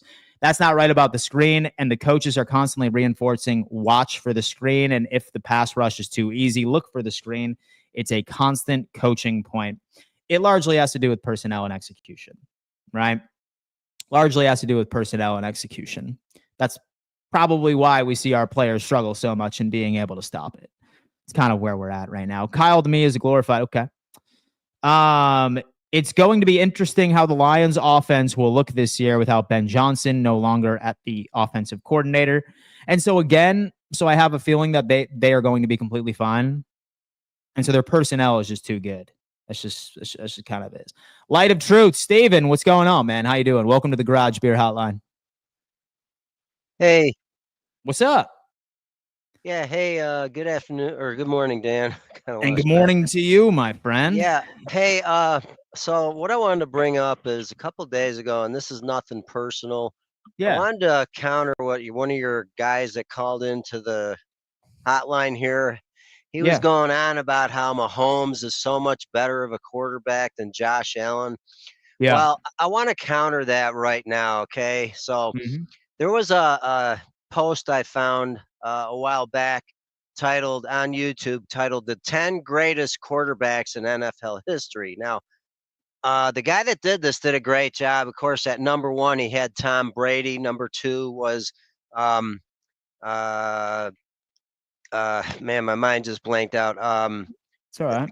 The guy that quarterbacked for the San Francisco, Montana. Yeah, okay, Montana. and he had Marino, I think, was number 10, and he had Mahomes in that listing.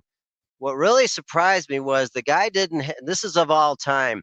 I think he had Johnny Unitas and some other ones, but the thing is, he never had Josh Allen mentioned there. So I wrote a comment on this, and I want to give you what I wrote about this to counter what the caller the other day said about Mahomes versus Josh Allen. So, okay, I said this.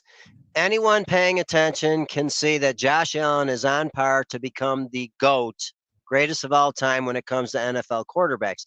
The proof of that is the 2024 season in which Josh Allen rewrote the record books. First player in NFL history with 5 straight 40-plus total touchdown seasons, 2020 to 2024. First player NFL AFL since the NFL AFL merger with 3 passing and 3 rushing TDs in a single game versus the Rams last year. First player in NFL history to record multiple career games of 340 plus yards passing, 60 plus yards rushing, 2 plus passing TDs, and 2 plus rushing TDs Allen did that in back-to-back weeks against the Rams and the Lions last year. First quarterback in league history to record a passing, rushing, and receiving TD in a single game against the 49ers last year. First quarterback, most regular season wins by a quarterback in his first 7 seasons with 76. First player in NFL history with at least 2 passing TDs and 2 rushing TDs in consecutive games, and the first player all time with 3 such games in a season. Most total TDs in his first 7 seasons, 262. Fastest player in the NFL history to attain 250 total TDs, 107 games. That one he's tied with Patrick Mahomes. No doubt Josh Allen will attain number 1. Most career games with at least 2 passing TDs and 2 rushing TDs, 6. Most career games with 3 passing TDs and 1 rushing TD, 9, tied with Tom Brady and Drew Brees. Another record I believe Allen will soon own. Most career games with 3 or more passing TDs and 2 rushing TDs, 2, tied with Cordell Stewart. Another record I believe he'll soon own. Most games in NFL history with at least 300 yards passing and 50 yards rushing, 11. First player in NFL history with 35 or more passing and rushing TDs in 5 straight seasons, 2000 to 2020 to 2024. Only quarterback in NFL history with multiple streaks of 5+ games with a rushing TD.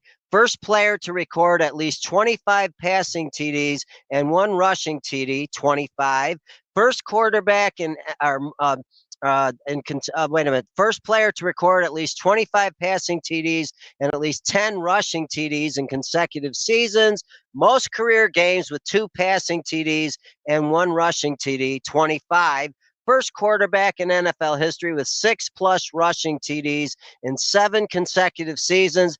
Most total yards of any NFL player all time in his first 7 seasons, 30,595 yards. No wonder that Josh Allen was named the NFL's most valuable player for 2024. So please stop telling me and anyone else that Patrick Mahomes is better than Josh Allen. It just ain't so. And this thing about, well, look at all the handicaps that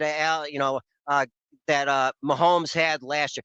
That's irrelevant, because if you look at Josh Allen, he's had a lot of situations where it's been a busted play. He looked like he was going to have to go out of bounds, and he threaded the ball into the end zone between 2 players. He runs for a touchdown. I mean, this guy is better than anyone else at breaking and making plays. And I've had, with everything I just read, I'm sorry. That man is the most amazing player in the NFL history. Yeah. No, listen, man, it's good, because you know what? So there is this false dichotomy out here where people believe that Super Bowl rings should really just erase all of the personal achievements and personal statistical performances. If that's the same energy, like, we need to start saying that Trent Dilfer is better than Dan Marino.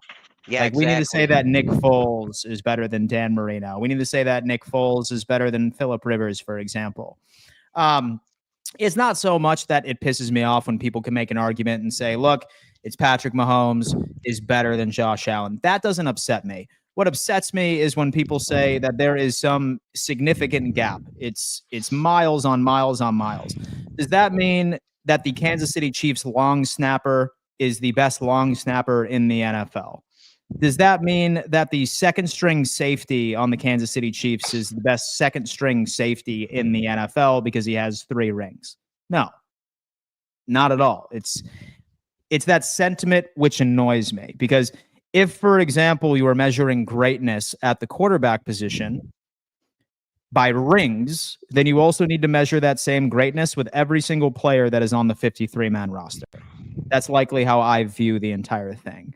But in order to truly quiet all the doubters, and I think that we are in a great position of doing it this year, we need one.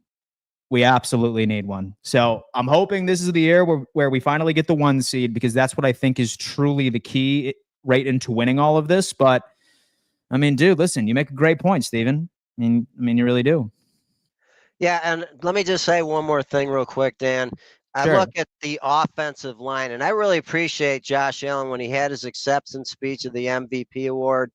He gave praise to the team and, of course, to the front five that protect him, that helps him make those great plays. And I got to tell you something, our offensive line, man, I'm telling you, you can go back to, the line that helped Kelly, but I even want to go back to the electric company when they made it for O.J. Simpson to do what he did. That's what this front line's looking like to me. So, I just got to say, with the Cook situation being resolved now, hopefully the injuries, in the safety realm and et cetera, we can get through those and go all the way this year. This is everybody's saying. I mean, there's people out there who are analysts. They're picking Buffalo to go 17-0, and I don't Damn. I don't see a problem with that whatsoever.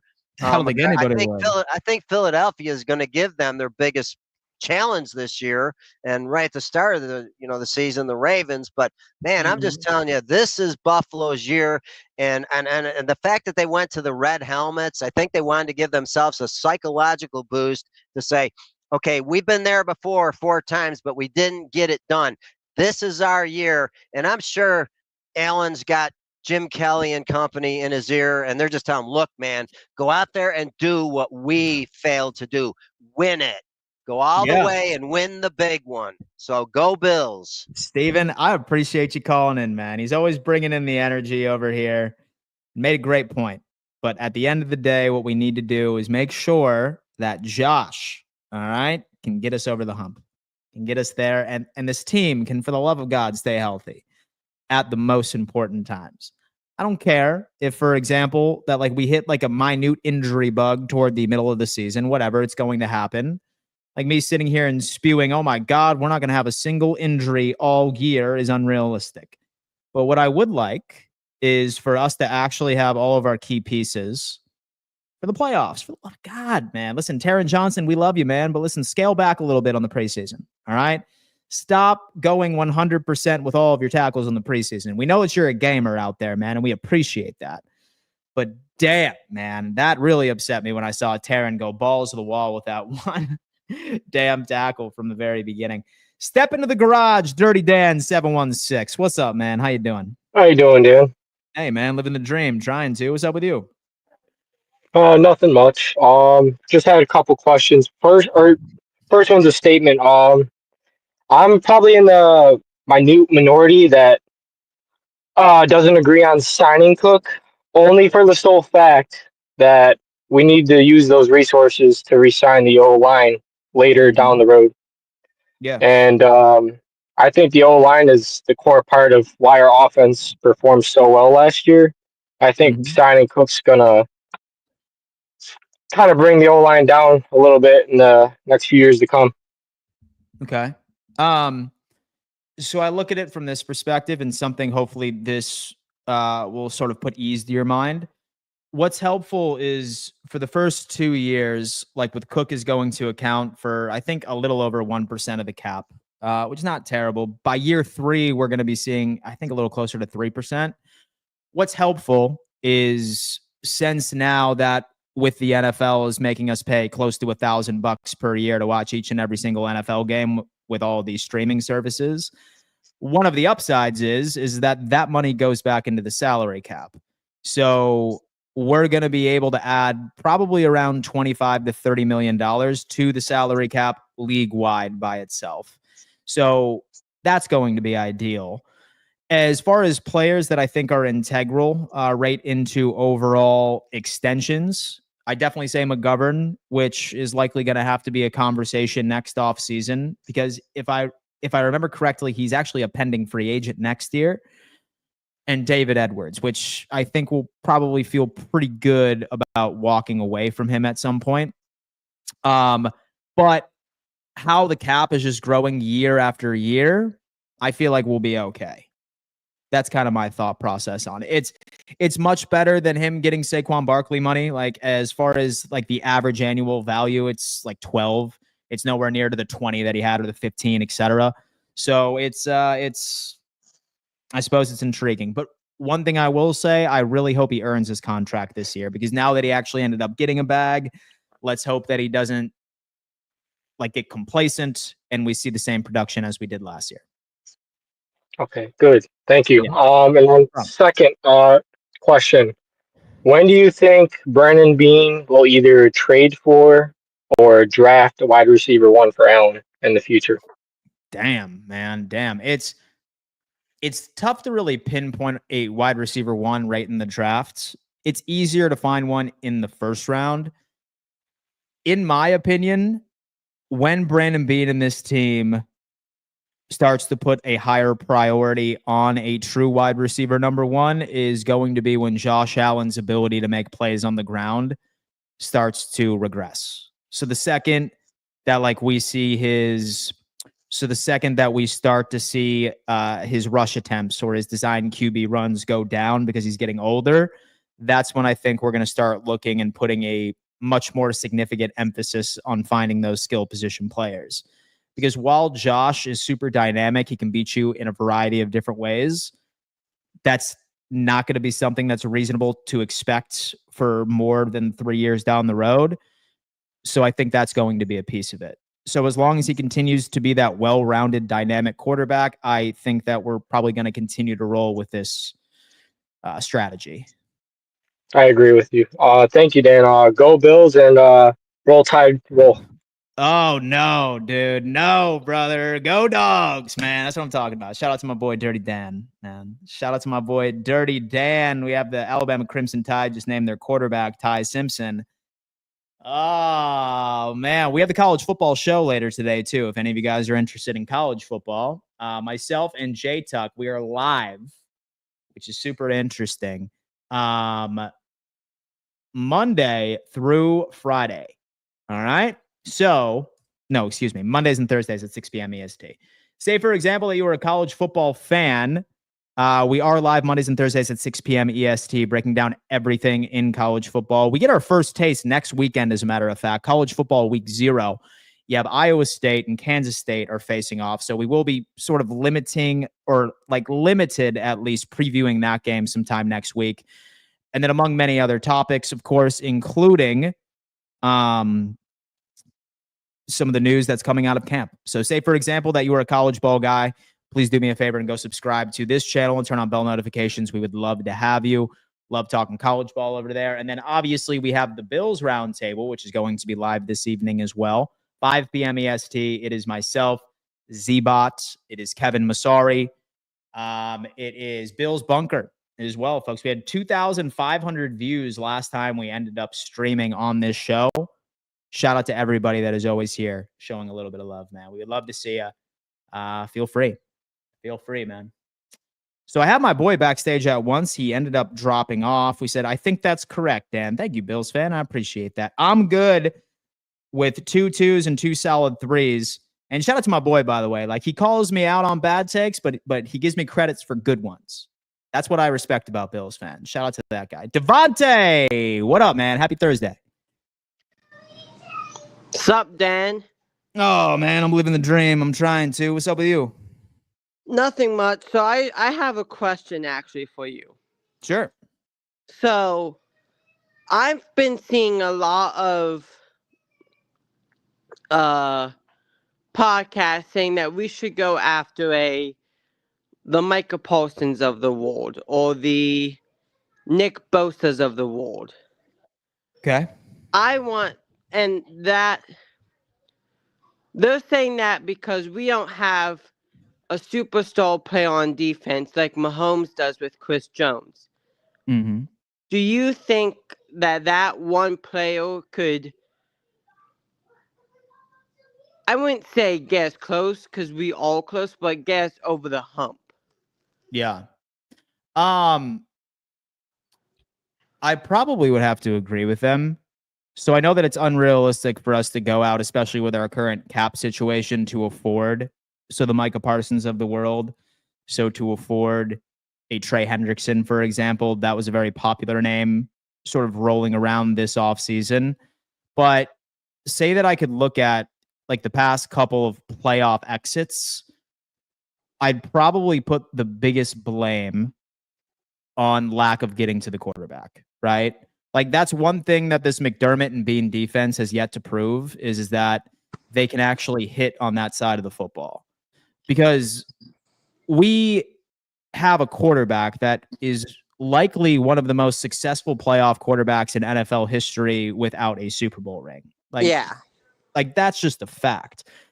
Last time I checked, I want to say that Josh Allen is the only player that has won 6+ playoff games in his career that does not have a ring. Like that's a crazy stat. Like that is an absolutely insane stat, right? 7, he is definitely the only player that has ever had 7 playoff wins in his history. So as far as performance from offense, and so especially with our average points scored per game, like what our offense has been doing is more than enough to win. It always has been more than enough. And it's not secondary either, because like how much flack could you realistically give a defense or secondary that is literally running around for 6, 7+ seconds while the quarterback has all the time in the world to climb the pocket, right? And to move outside and wait for his wide receivers to create separation. Yeah. I don't care how good your DBs are. If a quarterback has 6, 7+ seconds to find an open man, one of the playmakers is going to be open in that time frame. Like one of them will. Yeah. So, yeah, dude, I don't think that we're going to have to have funds to bring in a big player. I don't even know one that's available, but I think that like we can just remain optimistic that one of our guys can step up and make those plays when it matters most. So, yeah, man, I'd probably say that a game-wrecking pass rusher is probably what we're missing. Yeah. Hell yeah, man. And also,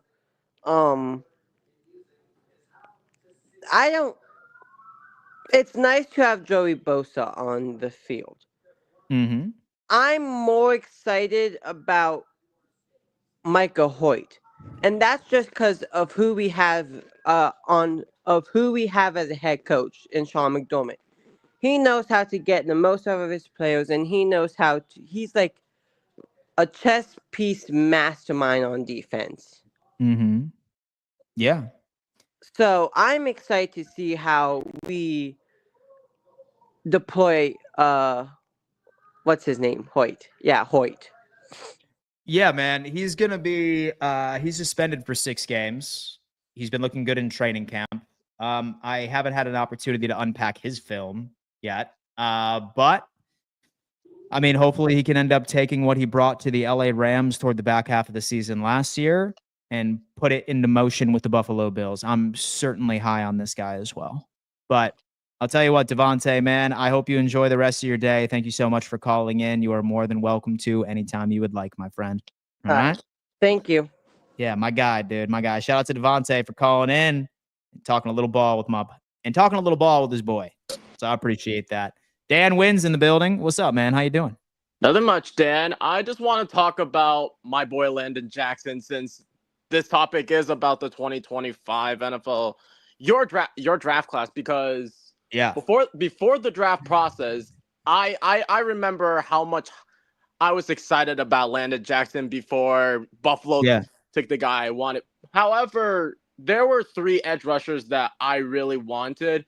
It was between Donovan Ezeraku, Landon Jackson, and then Brandon Swisson. I'm happy I have Brandon Swisson, but with Landon Jackson, I just love the guy. After watching Colby's interview with him at the Senior Bowl, ever since I've heard about them at the Senior Bowl, I'm like, okay, this guy has some promise, but I just felt like this guy needs a lot more development. He's definitely raw, so I wouldn't like hammer the table of calling him like a bust yet, because I have so much promise for him. Even though I'm no Bills fan, at least I love Landon Jackson as a prospect coming out of college.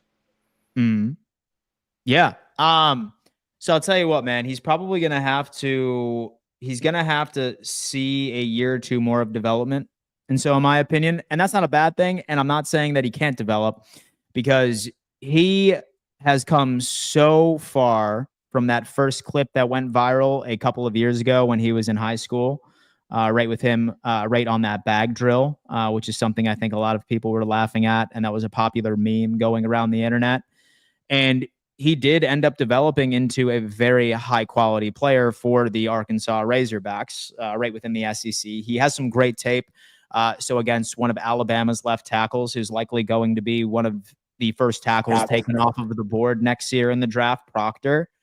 I think he still needs to work on a bit of his pass rush moves. Okay. I wouldn't be surprised if we don't see his coming out party until next year. I just think that he needs to spend a little bit more time in the lab with our internal defensive line coaching staff. And hopefully next year he continues to take a jump. Biggest issue with him for me is his injury history. He's had 3 ACL injuries. He's had 3. He's had 2 of them in high school, 1 of them right in college. So what's he going to look like from a health perspective as well? It's kind of how I'm looking at these things. But look, I'm fine. I remain optimistic. I hope that he can prove me wrong. I hope that he could go out there and make a massive play that swings the Bills into the finish line and winning a massive game in the playoffs. Trust me, I will be celebrating louder than anybody in here. But I suppose I'm just curbing my expectations. Yeah. Right? Even though he's like a raw player, at least he's a great guy. That's all I care about. But now that you mentioned the Arkansas Razorbacks, I want to talk a little bit about some college football because I'm starting to consider, even though there's so many good college teams I want to root for, it's hard because, after all, my school is a Division IV school, so it's hard to root for a Division I school. But since you did mention about the Bills needing a linebacker this upcoming season, I pull out NFLDraftBuzz.com, and I'm just looking at some of the linebackers that Buffalo can select. Mm-hmm. Three of them in the top of them. One of them is your guy CJ Allen out of Georgia. The other one is Anthony Hill Jr. out of Texas, and Deontay Lawson out of Alabama. So what's so intriguing about CJ Allen if he can prove to be one of those top linebackers in the upcoming draft class? So he has 3 down potential, right? He's the kind of guy that's going to dominate snap count. He's quality in coverage. He's a great downhill tackler. So obviously I'm biased because I am a massive fan, right, of the Georgia Bulldogs. And I do like his potential fit because quite a few of us are wondering what is life after Matt Milano. And I do think that he potentially could be that guy, right? It's funny, too, because when you look at all of the top 5 linebackers coming into this class, at least theoretically, all of them are in the SEC, which is solid. I do like Anthony Hill Jr. as well, 6'3", right? Power hitter. He is the QB of the defense over in Texas.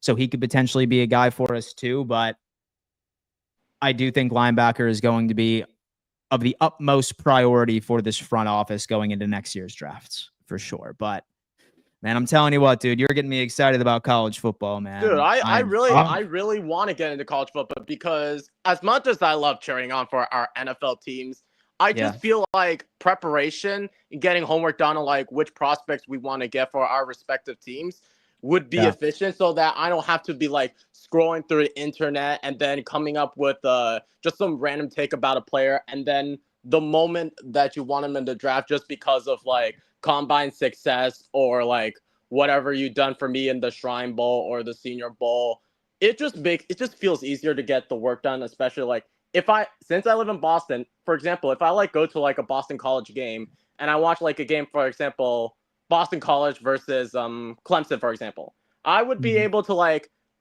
observe which players I want to keep an eye on, Cade Klubnik out of the quarterback out of Clemson. Yeah, Clemson. And then I don't know, there's just so many good players I want to keep an eye on because it will just help us to see what needs should all the teams get or who's the current best player. So I'm really excited for college football, even though it's so hard to root for a team since there's so many good teams in several conferences, and Well, the good thing is, my friend, is that you have plenty of content to enjoy right within this college football season. Starting next weekend, Iowa State, Kansas State. But hey, listen, for more college football talk, feel free to tune into Roundtable CFB live Monday. I subscribe to that, Thursdays. so I'm sticking to all of that, because That's why my would guy. I forget a brand new episode of Roundtable College Football?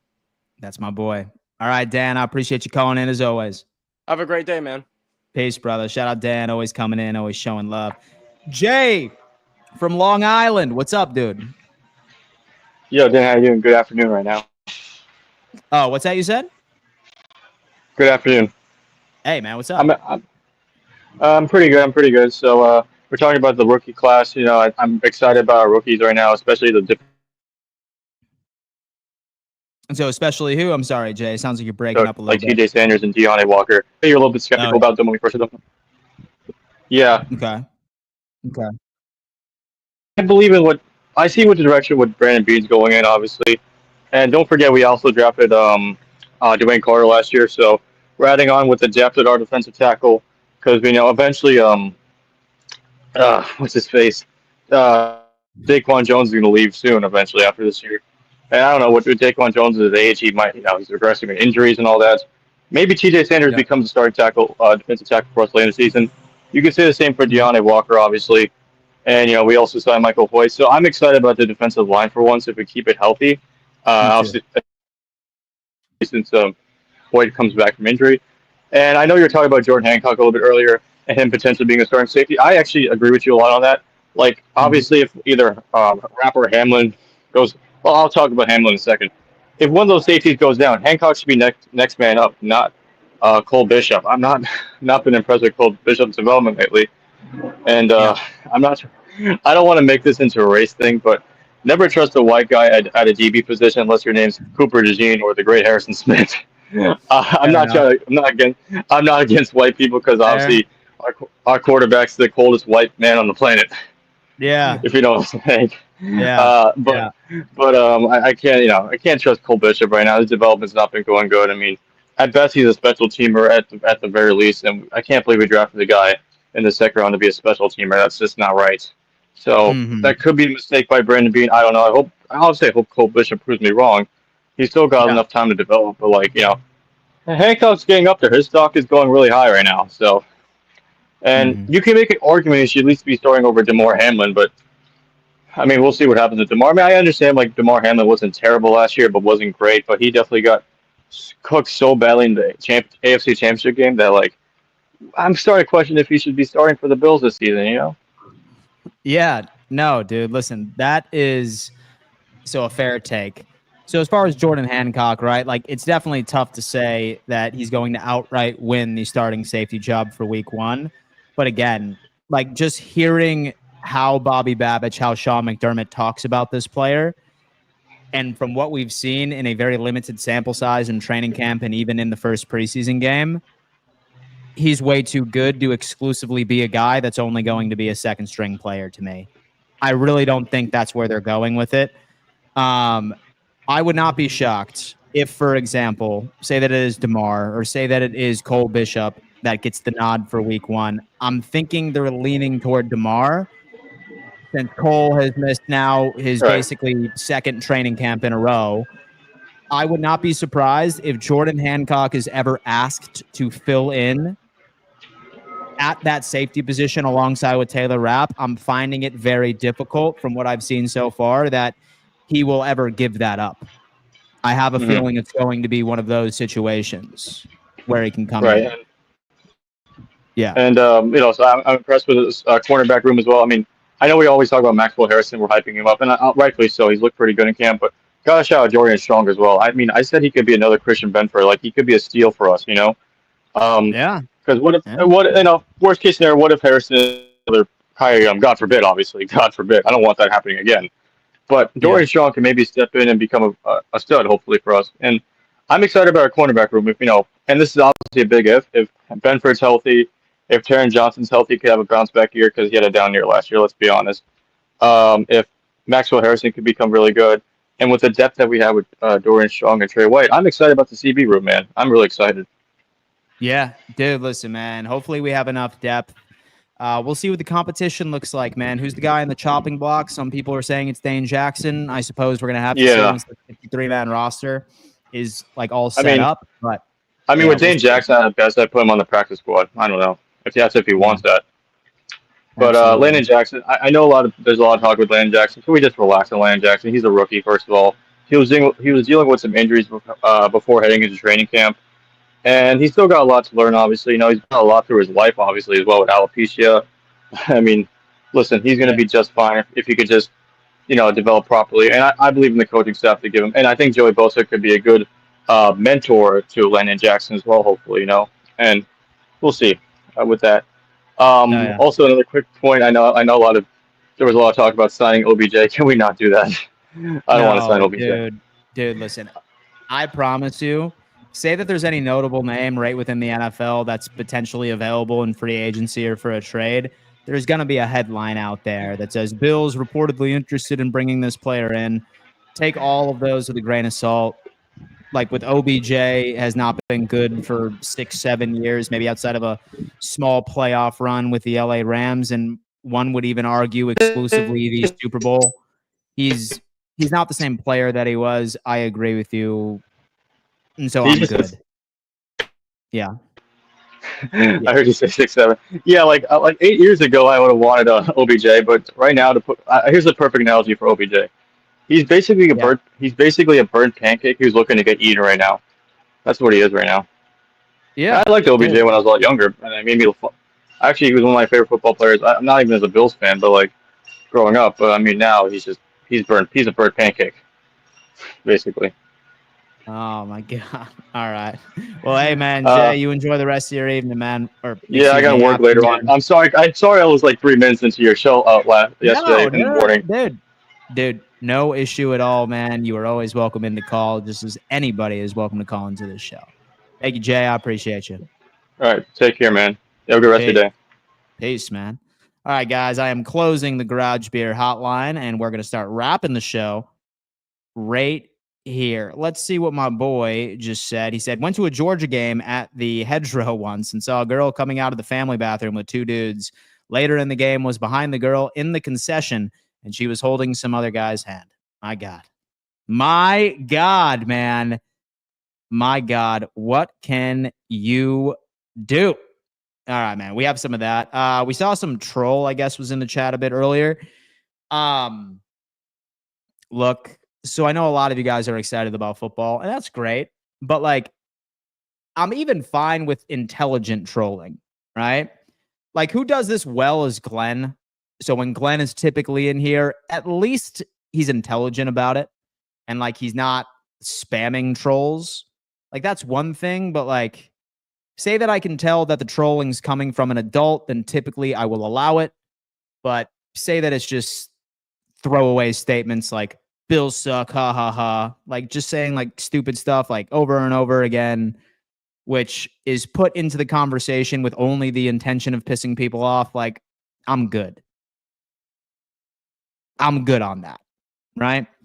Dan, we got a price for the pregame party Thursday night.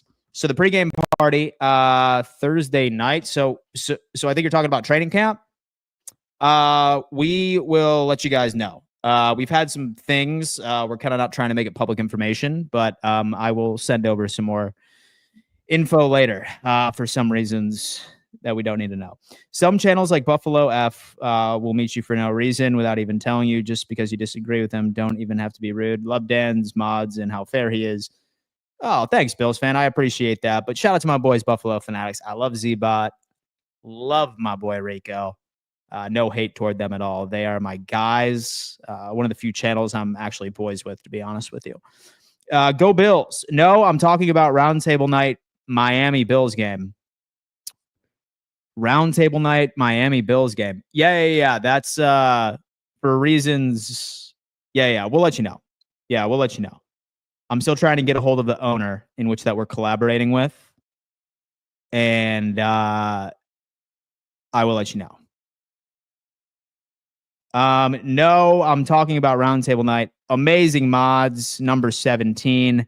Let's talk about it. All right, guys. Thank you so much for tuning in to another edition of the Don Mafia Report. We unpacked a lot of the rookie tape. We ended up getting excited about